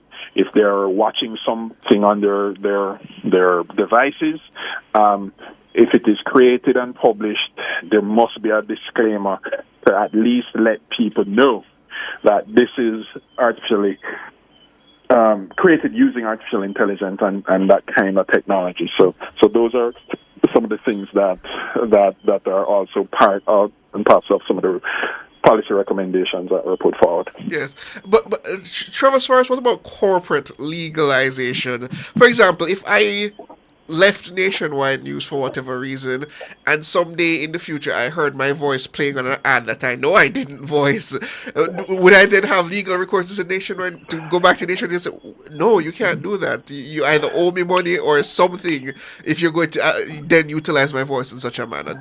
Do those provisions exist? Not to my knowledge, and I think that's a question that is best suited for the copyright and intellectual property lawyers, because I would imagine that some of that also plays into the contract that you have with your employer. But to the best of my knowledge, there isn't anything hard and fast. I'm not entirely familiar with the updates in the Copyright Act and the like. So, but as far as I know, I'm not aware of anything that would protect that kind of situation. But certainly that is someplace we have to go. Mm-hmm. Absolutely. And that's a global thing, because there are artists in Jamaica who are finding that their voices, their talent is being used to create entire pieces, entire songs that they never created, that they have, and they do not get any remuneration for it either. So it is something that not only Jamaica is grappling with and has to treat with, but it's a global issue. Well, it's one that we definitely have to continue to watch, gentlemen. But thank you as always for your time, Chairman of the Artificial Intelligence Task Force, that's Christopher Reckwood, and CEO of 876 Solutions, Trevor Forrest. Thank you, gentlemen. Thank you. Thank you very much. Yeah. It's frightening, Siobhan, because, and we have seen instances of it already, even in the politics, where individuals claim to say something, and then afterwards you recognize that it's actually AI generated. The challenge that I have generally is when this information is placed on social media, it spreads like wildfire, and it's sometimes difficult to pull it back because individuals already run with the misinformation. And it really muddies the waters, you know. So, I mean, a politician could essentially do something, get caught on camera, and say, no, it's a deep fake. No such thing happened. You're going to have to go and find an expert to prove whether it is or is not. That is where we have the problem with the distinction. Because it's very easy to say that I was hacked or it was AI created when it's actually true. That's the flip side of it. Well, listeners, more after this break.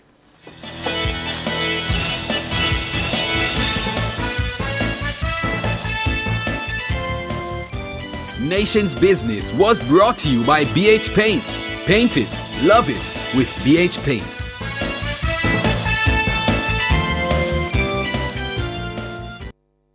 Want to start investing in stocks but don't know how? Then the JMMB Income and Growth Fund could fit your future best with returns that outperform inflation and tax-free advantages. Visit jm.jmmb.com to get started with as little as $5,000. Conditions apply. KFC Pop, Popcorn Chicken. KFC Popcorn Chicken. Incredible, delicious, finger licking in the sauce when me dip it. I can't resist it. Once you start, you can't stop. Do whatever the crunch you want with KFC's Popcorn Chicken. Delicious, juicy, irresistible. Now available in barbecue. KFC, it's finger licking good. KFC Popcorn Chicken.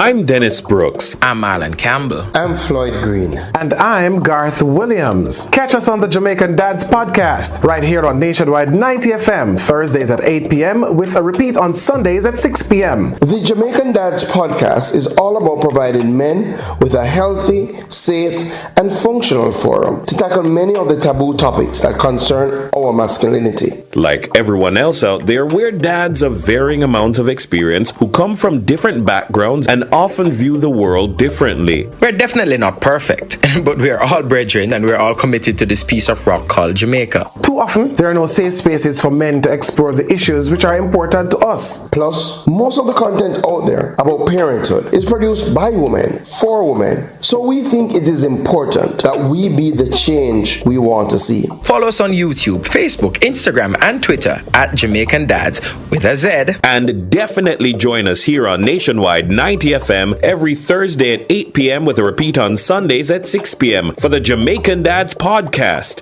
It's a revolution in media.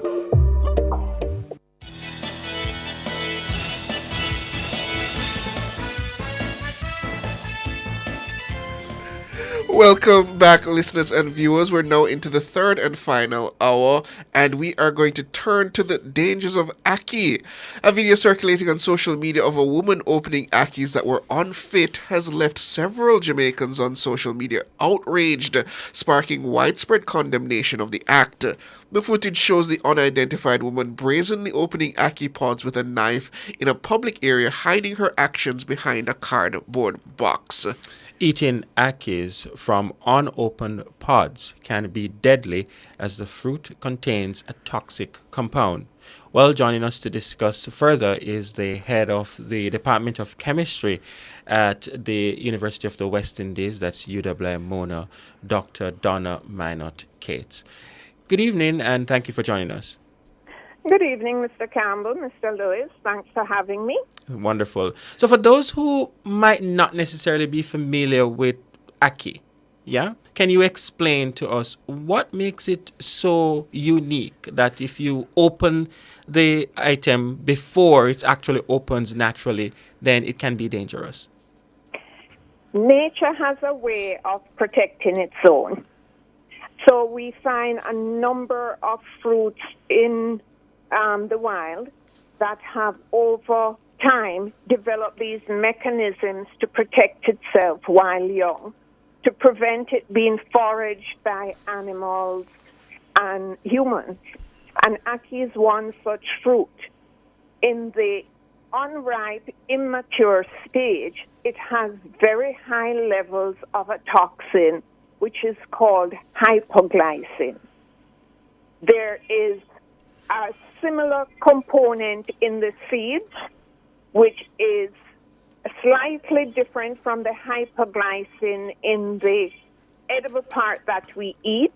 The one that is in the edible part is hypoglycin A, and the one that we find in the seeds is hypoglycin B.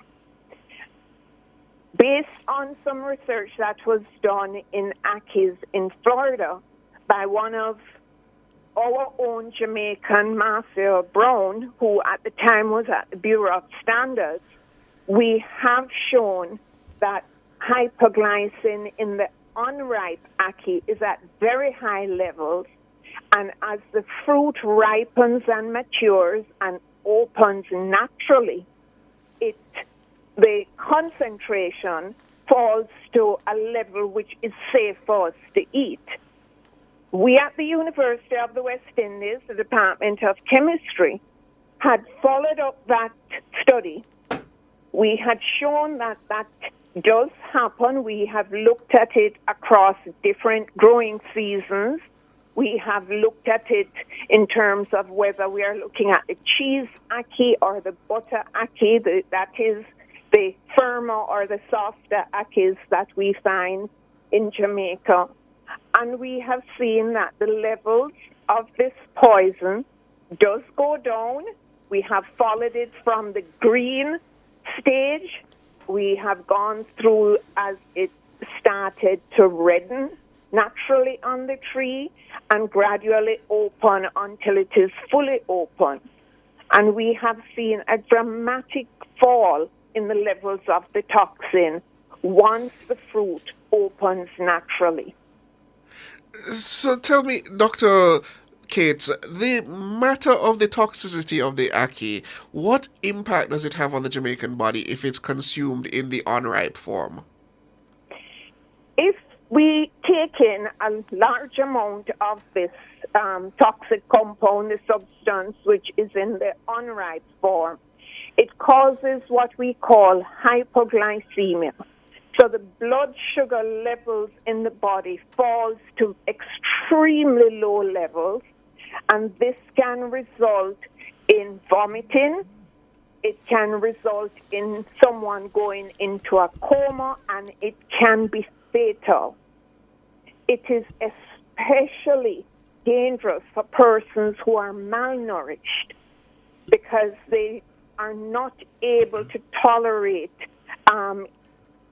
even moderate levels of this toxin. And so we have to ensure that persons recognize that unopened Ackies are dangerous and can kill you. Mm-hmm. And we've had a number of instances in the past where this has happened. And it's very hard to determine if it's an unripe ackee that you're eating because the individual would have cut that and opened. But in terms of regulation, though, is there enough that is being done to ensure that as a public we're safe? And when we go to the markets and go to the restaurants, we're actually getting ackees that are ripe. I cannot speak to how much inspection is done of the ackees in the open market or in the restaurants.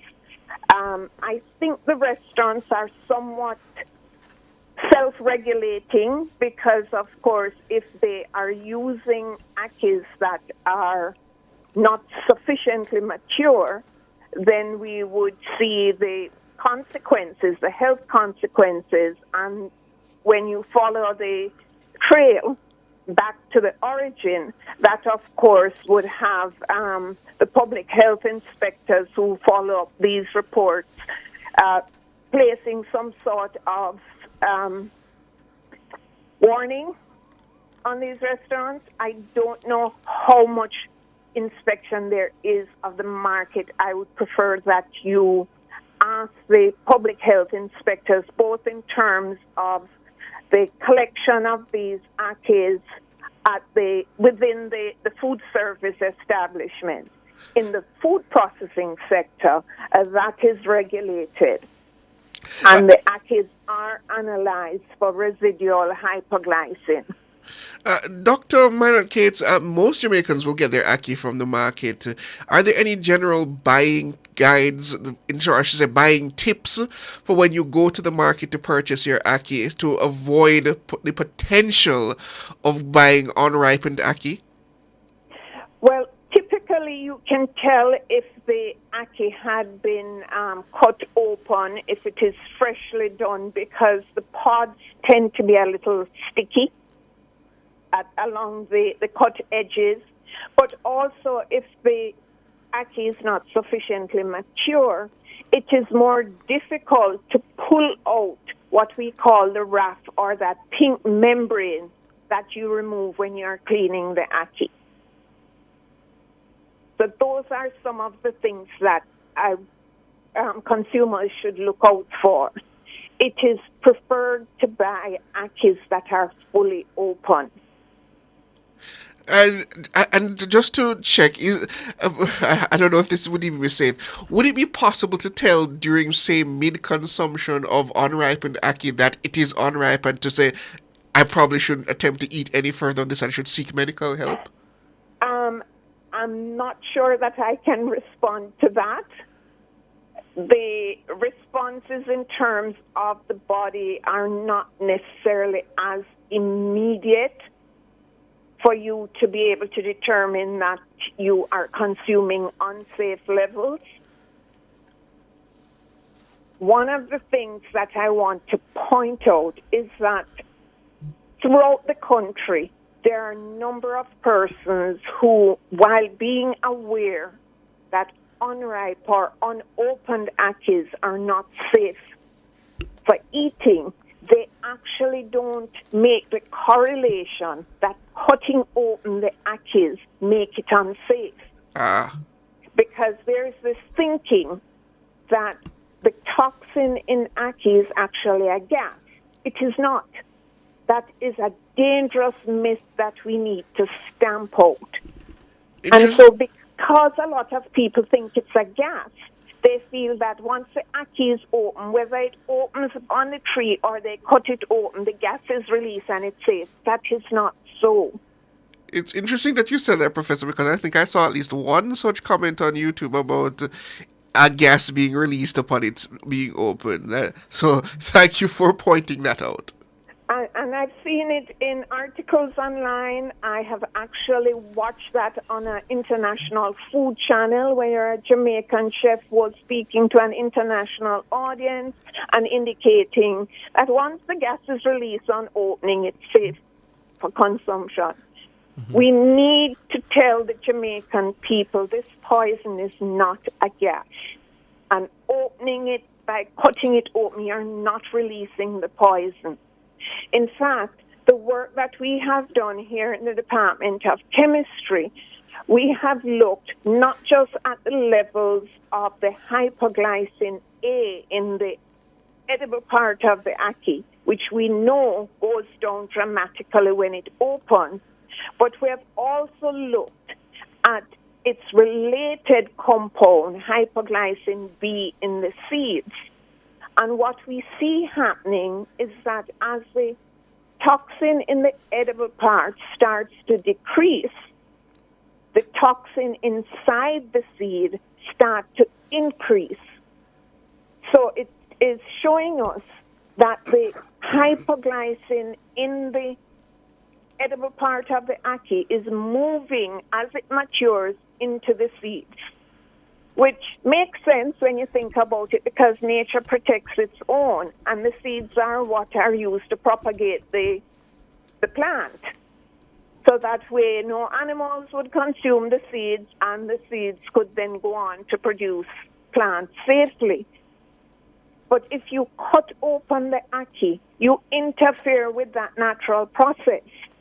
And so the levels inside that yellow part are not going down because we have interfered with the mechanism. Well, and so it remains green or immature, unripe, and definitely unsafe. And that's good information for individuals to know. Dr. Donna Maynard-Kate, head of the Department of Chemistry at the UWI Mona, thank you as always for your time this evening. You're welcome. Have a good evening. Thank you. Siobhan, I just saw on CNN the first major announcement of President-elect Trump to name his Chief of Staff, Susie Wiles. Yes. And I guess she had to get the big job. Yes. She's been with him through the thick and thin, and everybody else walked away. Yeah, and she is credited within and outside the Trump campaign for keeping him somewhat on message. Yeah. Which cannot be. But we know that. But for the most part, I mean, he was somewhat disciplined, and you heard him say it even a couple of days before the election that they told me not to comment on Michelle Obama, for example. They're warning me. So he stayed on message to some extent, but she's credited. In essence, she was the de facto campaign manager for Trump.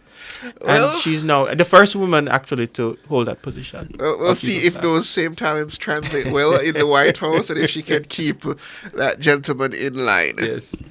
I don't think anyone can. You want to take a break? And back with your calls, listeners. The numbers are 630-937-124 and 618-8255. Come chat with us.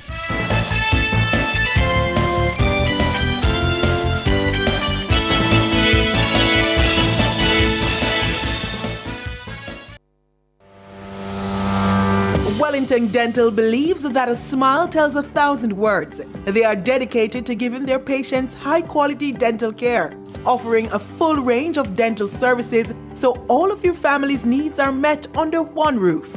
Fillings, extractions, crowns, bridges, and much more. They also accept patients using wheelchair. Visit Wellington Dental, 57 Wellington Street, Spanish Town's premier dental provider. Call them today at 876-749-3515. Are you ready to turn your sales and marketing skills into high earnings? Nationwide 90 FM is searching for business development executives to build lasting client relationships. If you have experience across all stages of the sales cycle and possess strong communication, negotiation, and time management skills with a proven sales track record, this opportunity is perfect for you. Join our team and work with the top corporate brands, media agencies, and of course, our on-air personalities. Enjoy networking opportunities, professional growth, and competitive commissions. Ready to take the next step? Send your resume to hr@nationwidenewsnetwork.com today.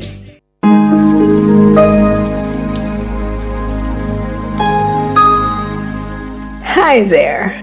Here's some good news for these trying times. Quote, "By God's word, I can see where I'm going. They throw a beam of light on my dark path." Unquote. Psalm 119, verse 105. Listen for God's Word weekdays at 5:45 a.m. and 12:55 p.m. through Oasis. Stop by for a refreshing drink and share a God perspective for the day. Oasis. Weekdays 5:45 a.m. and 12:55 p.m. right here on Nationwide, a revolution in media.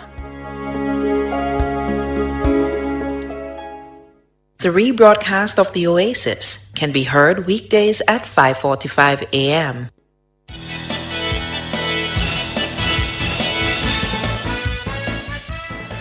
Good evening again, listeners. As I said, we're taking your calls. The numbers are 630-937-124 and 618-8255. I understand all the lines are working now, so come chat with us. And we have Richie on the line. Good evening. Good evening, Richie.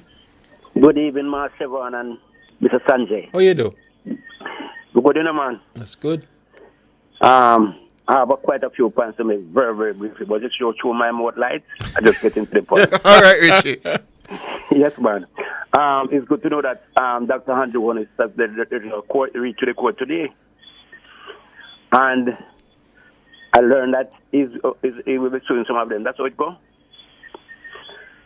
I don't know about the lawsuit, but I know in terms of his matter against the Integrity Commission that had its first in-chambers hearing this afternoon, rather. But what I said, I heard that he's planning of suing some of them. Well, yes, that had been announced. I don't know if those lawsuits have gone through. That we'd have to seek an update on that. But yes, he had previously announced that. Mm-hmm. But you know what I told them, you know what I want him to sue them at least $2 billion each, because they say keep and keep big money. Well, right now, Richie, it's just a judicial review, and that's a legal process that really allows the court to review the lawfulness of a decision that was made. That's what is. So he needs he's asking for a declaration from the court in a sense. Mm-hmm. So he reached the suing part yet. Mm-hmm. Anyway, you see this hockey. I know this man had 2 sons over the years, and the boy them cook a pot and cut the hockey open and cook it, and he kill them, you know, just vomit to death. Mm-hmm. The next one survived because they run him to the hospital, and he survived. But I'm encouraging people, whenever you're going to buy hockeys, you go to a place where you see the people have these hockeys open, you know them when they are open, buy them. Don't buy any hockey from anybody in the bag. No, when I buy hockey, Richie, I always ask them to shell it in front of me in terms of take the parts out so I can see it. I won't take anything just in the bag, so with them already, because I want to see to make sure that what I'm getting is properly ripe. Yes. Next point. I listened to the quiz today. I'm not doing me just really right. They sound like God said Cliff get disqualified. That's how it is? No. George says it's under judicial review. He's not been disqualified. Richie, them trying everything. Look here, Richie. They are trying everything to disqualify the group. Eh? Yo, Cliff should be disqualified. Richie, you ever hear anybody call something called single Bible? Single Bible? Where you hear single Bible and a single Bible? Cliff should be disqualified. It is single Bible, I know it has. Yeah, single Bible. But you hear somebody call it single Bible, Richie? No, it's not single, it's single. Exactly. You see, Richie? That is my point, you know? And John still give him that one there. No, Richie, enough for go, sir. No. But listen to me now. Me I say if they could have disqualified Cliff, I take on take up down. Look here, them trying everything. Anyway, my next one now. Sanjay. Yes. Remember one night recently I talked to you on record about the election in America? Yes.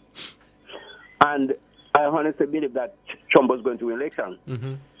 My reason being because of the poll, because let's say how close the poll is, and anyone know Trump, know Trump well, know that Trump is not someone to ramp with. He's very strong. Yes. He know what he's doing, and that was my main belief. Here's my thing. But here's my thing, Richie. One of the reasons why I indicated that I was cautiously optimistic was because of the matter of abortion.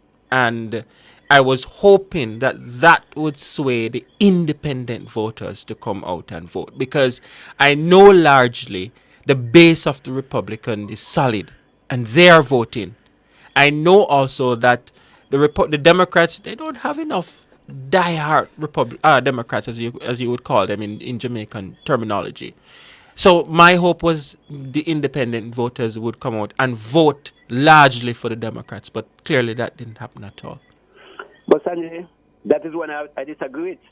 Mm-hmm. Because Kamala keep talking about people have the right to do what they want with their own body. Yes. Me except for the other world too. You know what I might think you should know about this as well? Some time ago in Jamaica, they want children to take abortion without parent consent. It is wrong. Nobody. I can't recall of a time of that, Richie. I don't recall of a time. Not in Jamaica. Yeah, I've never heard about. I've heard of instances in the United States where that has been put forward, but not in Jamaica. Where it was. Those things are wrong. God not give nobody nobody and let nobody to us. It is not for us. So we don't have a right to do what we want to. I'm not in support of the abortion. So you don't think that a woman should have that right to determine what she wants to do with her body? We should leave it to the government to make that decision? No, it's not. The body doesn't belong to us. The master give us 3 square and 10. I don't know if I can go down that religious line with you, Richie, but I have my own objections to what I call just open abortions, where you can go into a clinic any day, any time, and just have an abortion. I think there should be some guardrails, as with anything in life. Okay, I'm going to tell my belief. You say if a woman is raped, I think she should get the right to have a legal abortion. Once she's raped, but away from that, it is wrong. Nobody love no woman. None of us get nobody. What about if the conception of the child is a risk to the mother? You wouldn't support an abortion under those circumstances? In those cases. All right. In those cases. Well, I think we can come up with reasonable abortion legislation, even if it is to also in terms of including provisions where what I call economic abortions are also allowed up to an extent and a certain period. I think we can have a conversation where there is some level of consensus and around it. But what I don't want is a situation where what I consider, this is me, a matter of personal responsibility and just sensibility to be essentially, you just do away with it and say, well, I made a mistake, we just have an abortion and we're done. I don't know if life should. I believe in personal responsibility and personal agency. I don't know, and with that comes sometimes you make mistakes and you have to pay the price for those mistakes. You should not simply be able to just discard it and discard a human life because, well, me make a mistake, me don't want this. But that's me. I'm not going to impose my will on anybody, and I believe that there should be have a discussion and have some legal requirements for abortions. Yes, I support that, Siobhan. Richie, strongly. We want to take some more callers. All right. So we have to go, Richie. But thank you as always. We have Bobby next. Bobby. Yes. Good evening, Sandra. Good evening, Siobhan. Good evening, Bobby. You know, first, I just want to say to you that yesterday morning when I was watching Cliff Hughes and YouTube, trust me, I had wanted to laugh, but I felt the same way too. When I see him take out the pack of Pampers and said that is what he had to weird throughout the night when the count of the election in the United States. Well, Cliff, I also sent Cliff a message asking him if he could send some for me, because trust me, I had to turn off my radio because it's not only Pampas alone I wear. I finish one whole pack. Before it reached 2 o'clock, I finish one whole pack. Because up until now, I cannot believe that a criminal, the people in the United States had put a criminal in the White House. No, I found it strange that so many people thought the polls were wrong this time around, when the polls were quite suggesting that he was in the lead and he was going to win, even though it was going to be close. The polls did not. Every single battleground state where the polls said he was leading, he won. And the one state where they said she was leading, she won. So I don't know why people thought the polls were wrong. Up until now, if you ask me if Trump really win the election, I cannot answer because I don't believe Trump really won the election. Why would you say that, Bobby? Why would you say that? No, no, trust me. Is the American people so blindfolded? I don't know if it's blindfolded. I think you have a lot of people in the United States who don't like the direction or trajectory the country is going. One reason or another. If you want to say it's on matters of race, immigration, reproductive rights, there are a lot of Americans who do not like the direction the country is going, and on that Tuesday evening was a referendum where they spoke up in the numbers that they still have and said no. Oh boy, I tell you, America, oh boy. The other point I would like to touch on, the incident with the JDF private, and I hear Cliff Hughes, he was interviewing Robert Finzi Smith on the radio about the equipment that they found on the private, and I think I hear Cliff say that he had wanted to speak with someone from the army, and he was also calling on the minister of national security, and somebody had called him and tell him that the prime minister is the minister for defense, and he's saying that he would like the prime minister to come and speak and so on. But I just want to clear up something. In any ministry, if something happens in any ministry and so on, I notice the media always choose to call the minister to clarify what took place in the media, in that particular ministry. Yes. It is not the minister the media should call, You believe it's the permanent secretary? It is the permanent secretary. Well, I would tend to agree with you, Bobby, only in so much as that the minister tends to be the most outward-facing and accessible person for the media. Because, look here, the minister has to get the information from the permanent secretary, yes, from his technical staff, like the permanent secretary, and the permanent secretary has to get it from his technical staff. Right? Because remember, Siobhan and Sandra, the minister is only there for policy direction, but for the day-to-day operation, and also he is the chief accounting officer for that ministry. He is the one that holds the ultimate head, and then afterwards he reports to the policy maker. Because Dr. Tufton said it quite well, people catch afraid, and sometimes they just don't want to talk. They don't want to talk to the media. They don't want to say anything, and they direct you to the minister. It's not the lack of trying on the part of the media, Bobby. It's just that has been an entrenched thing where the technocrats do not want to talk to the media unless directed by the minister to do so. So we direct our questions to the minister. Well, okay, fair enough. And one final thing before I go, you see, I noticed the 4 by-elections that's supposed to take place on the 22nd, and PNP decided that the 2 parliamentary seats, they are not going to contest them, but yet still they were down in Trelawney, and they were all over the place, right? And they decided that they are going to contest only the 2 local government seats.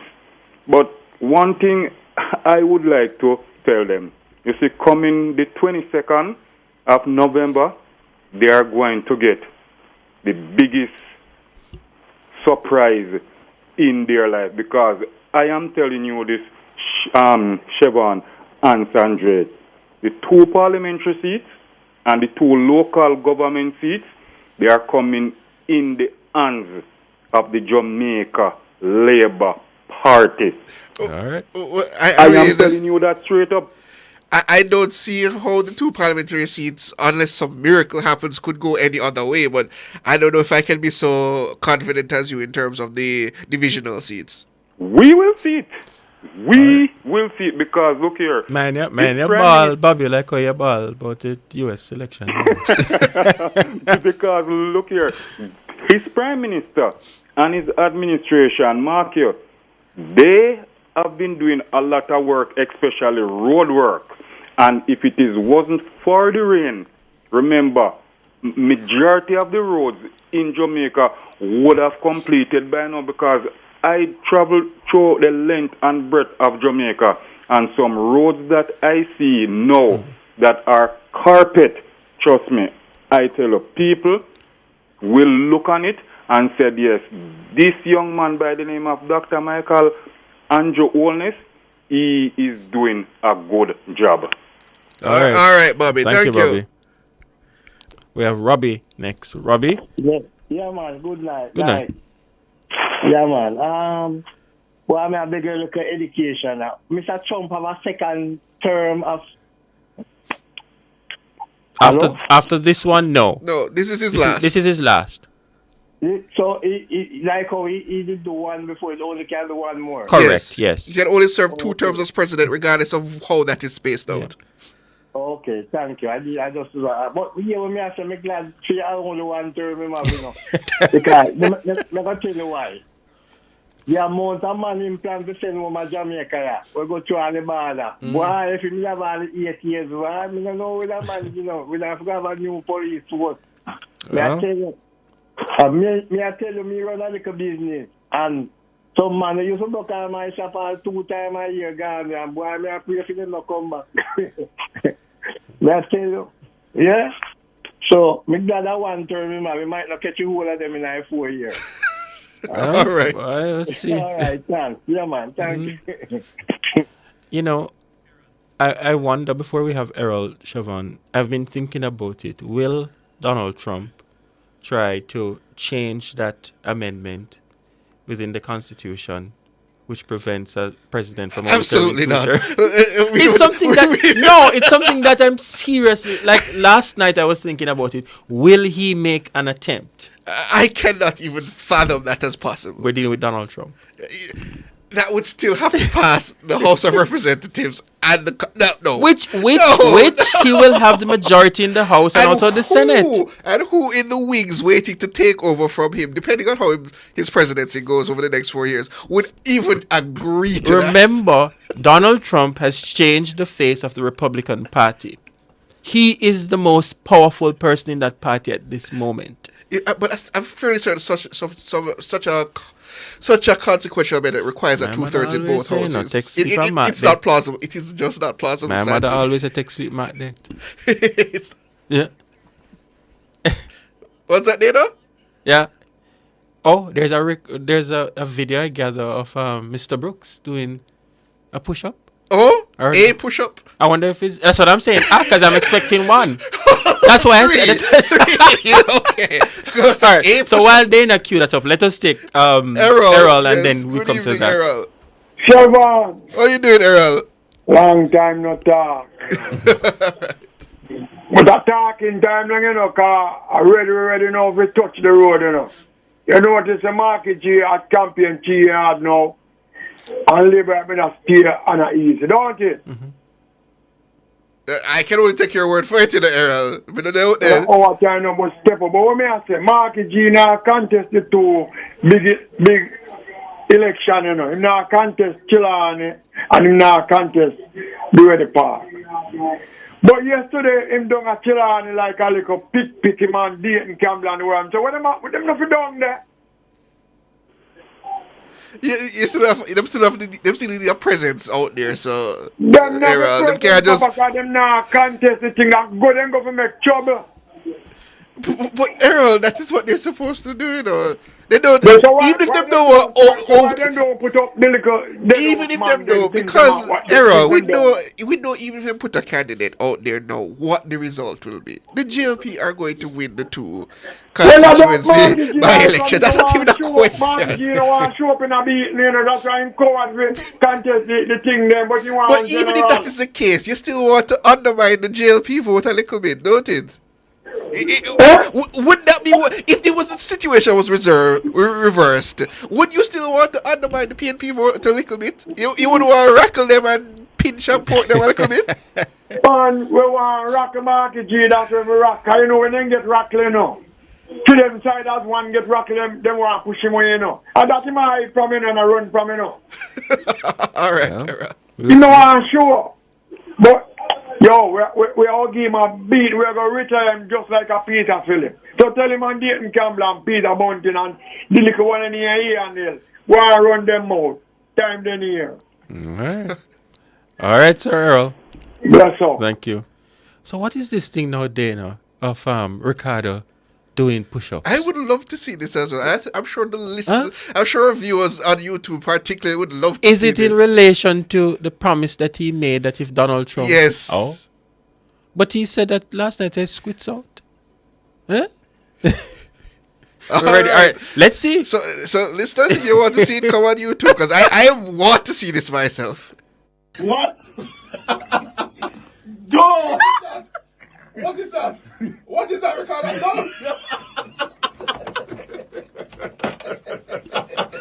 What? That was 1.5. That was like 1.5 push-up. Even one. That even one. I said, Bugs right. That's not even... Wait, no. I have to have a conversation. No, play that again. I need to see that again. He tried. All right.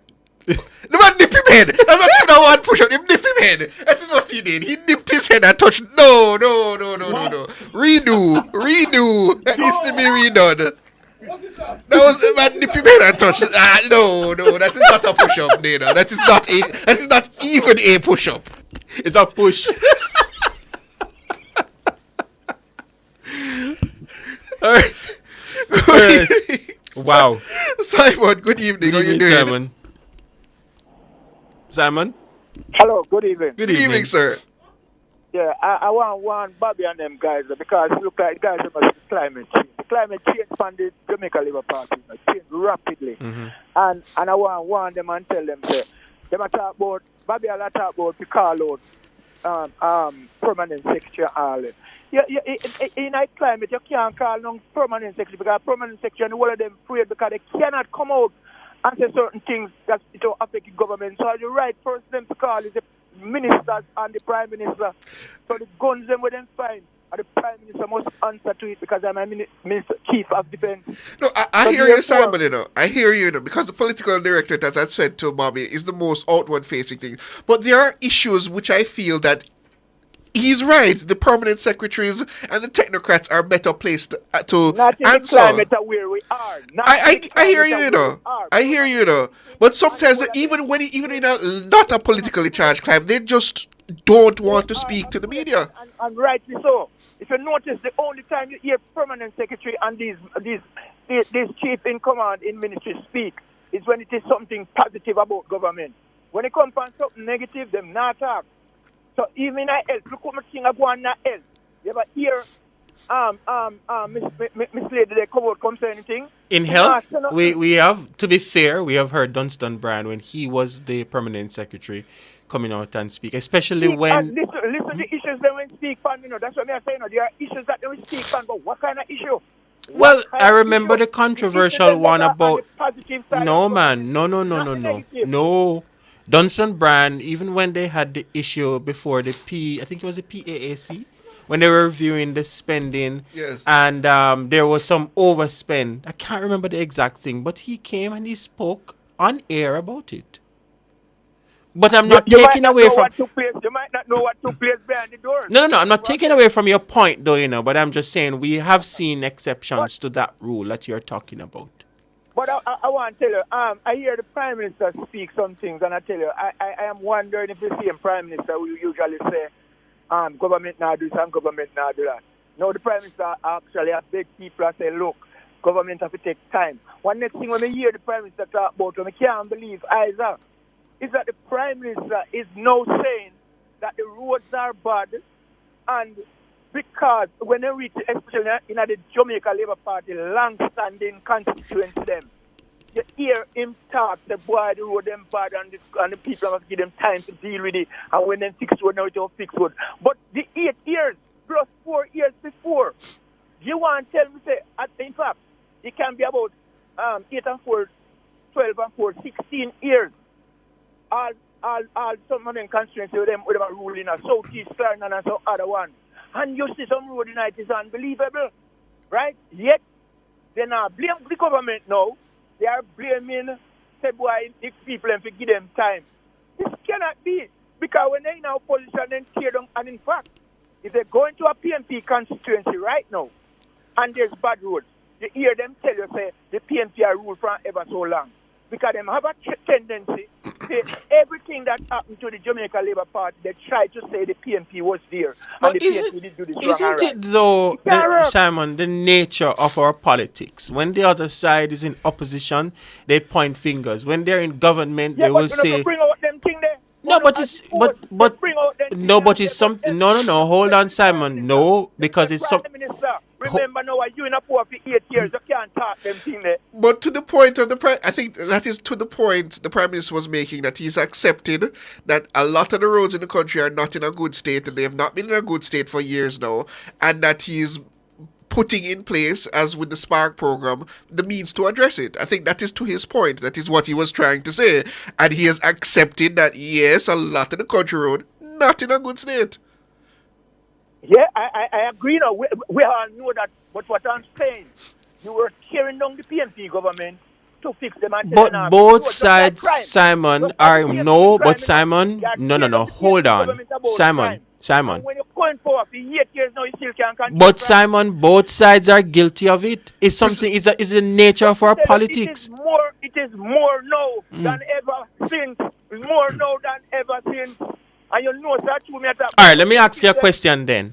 In St. Andrew Southwest with Dr. Angela Brown Burke. Yes. Last week, the constituents were complaining about the road. Yeah?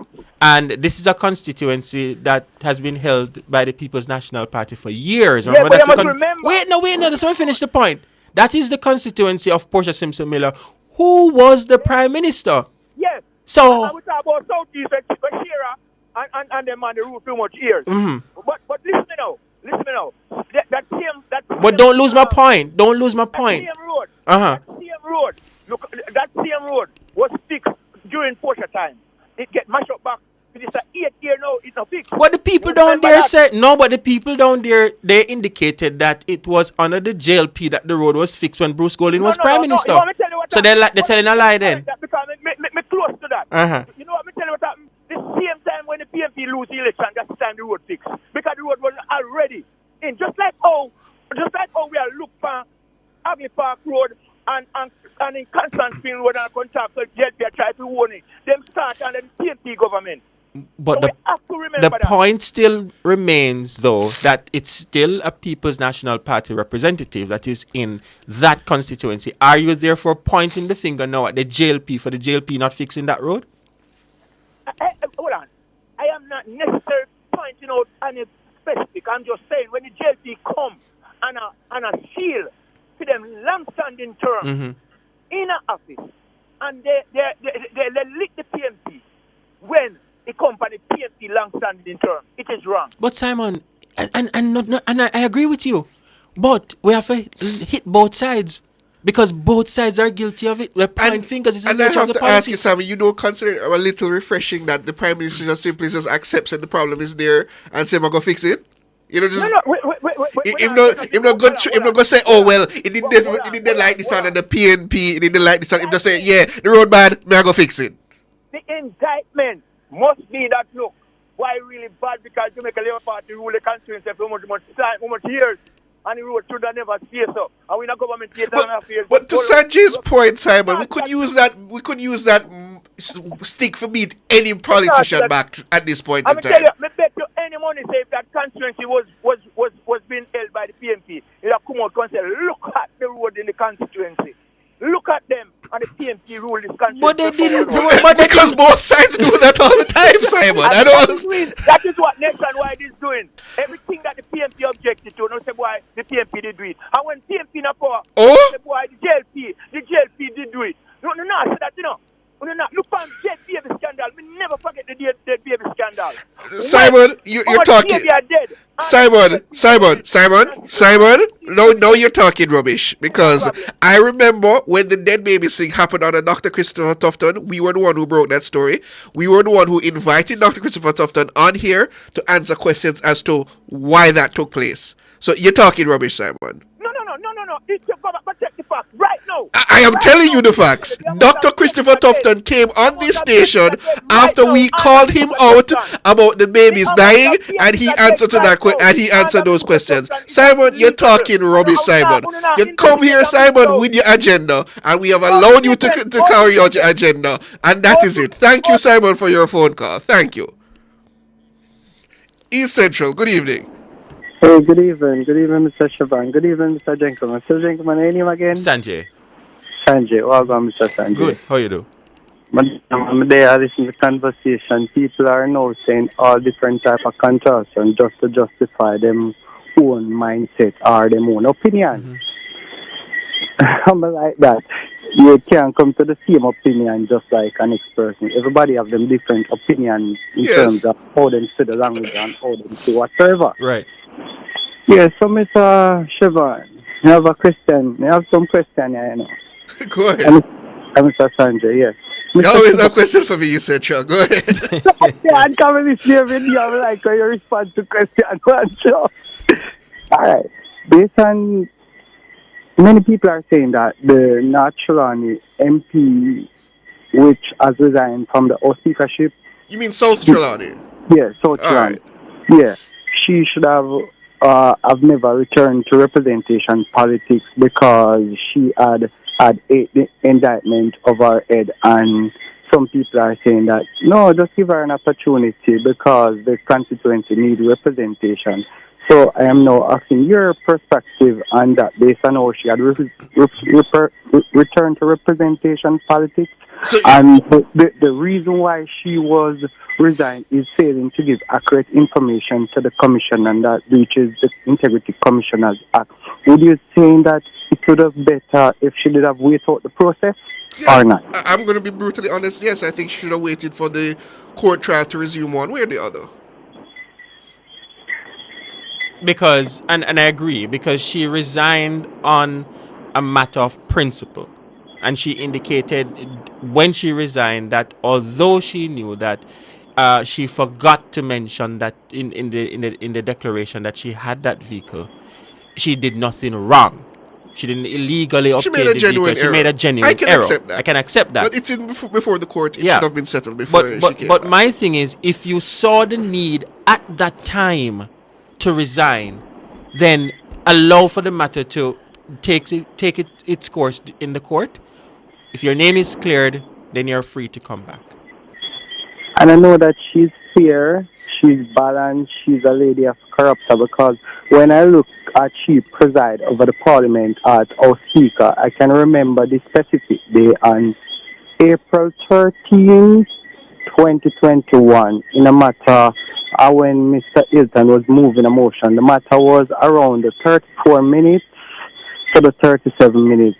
And she were referring to the ethics committee, where she takes a quick glance at the ethics committee and it says where a criminal or a civil proceedings has been placed against the member, the member cannot move. But in her case now, she see that there was a proceedings placed against her. That's why she did the honorable thing and resigned. And I commend her for that. But the only difference is I never commended her for not taking a stand until the process is finished. But it is not she who elects herself.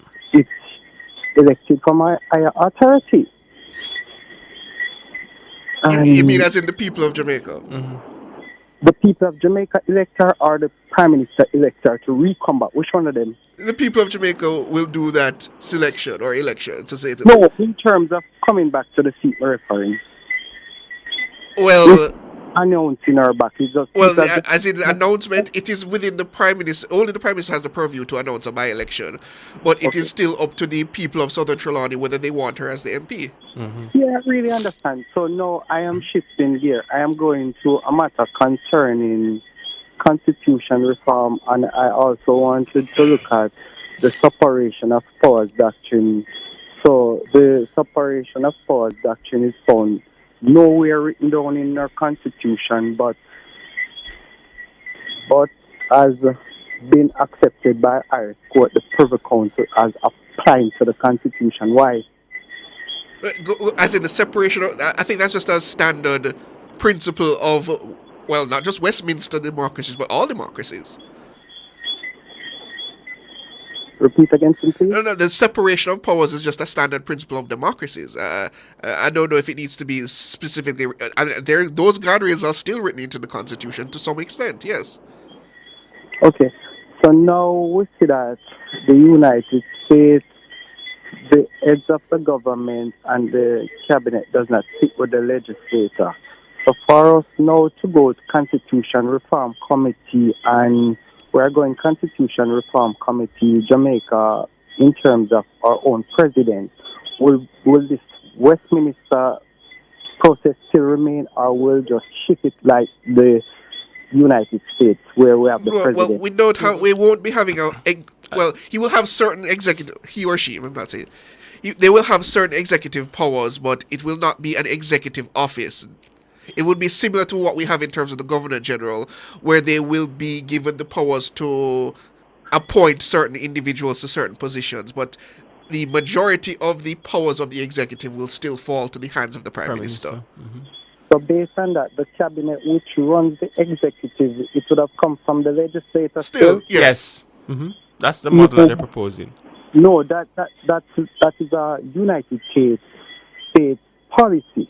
So now when we are going presidential policy, is it going to remain that way? Yes, because what they're proposing is that we're having a president, in a sense, a local president.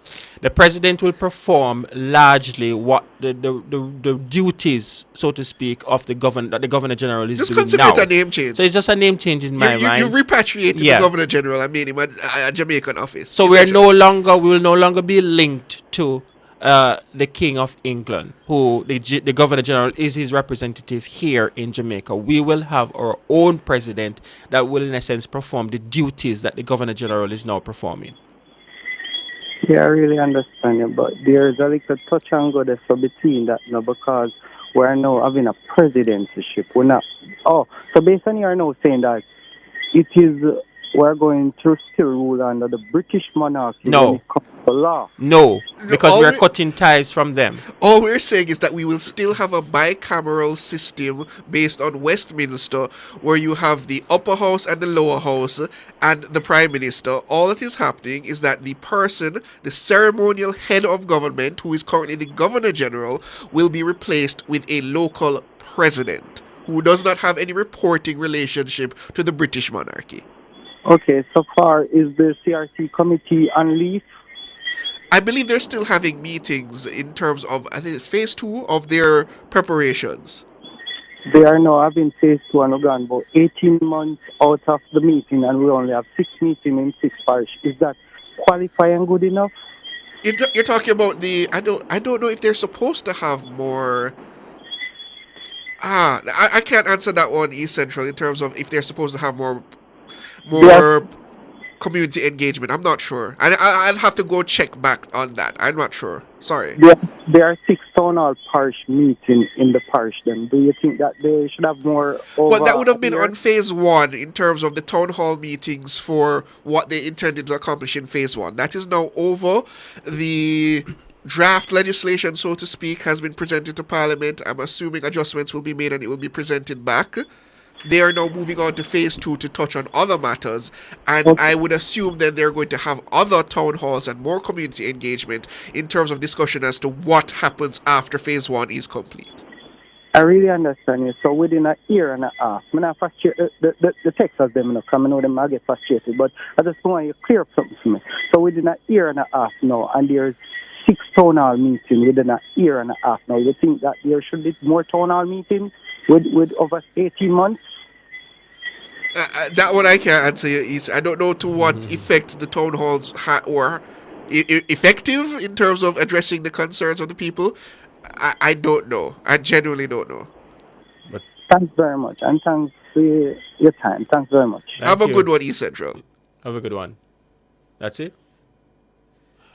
I feel for a patty. Where can I get a patty at this hour? Anyways, before we close up, we have 3 minutes. I was told, Dana, I think it was someone, student for life, asked me if I can do 3 push-ups. And I feel compelled. Exactly. I feel compelled to show. So I would like somebody to see me do the push-ups to show that I am not some ragamuffin like yourself. Ricardo Brooks. Do not embarrass yourself. So no, I'm going to do my push-ups. Dana, you can record me. Dana, he's coming now. Right. What is this? I hope him don't embarrass himself, you know. Siobhan, don't embarrass yourself. This way? All right. So how many are you going to do? All right. Yes. All right. Let's see how many he will do. That's 1. No, what? That's 1.5. No, you haven't been last Saturday. We're going to do that. All right. 1, 2, 3. Oh, you become. See, he's not much better than Ricardo, huh? Mighty God. So we're coming to the tree. My number 3. All right. My number 3. Wow. All right. So listeners, my number 3. We need to do better than that, don't it? All right. Right. Look here. So someone says money time Sanjay is a fake push-up. Him crash. All right, listeners, it's 7:58. That's where we have to leave it. And thanks to our super producer, Dana Davey, my technical operator, Andrew Glenn Anderson, and all my friends in the news and production department. I'm Siobhan Campbell. My name is Sanjay Lewis. Carlene says my time. But don't worry, Carlene. I'm in the gym, so I can do upwards of 20. Eh? And I'm not sure off, I'm just saying.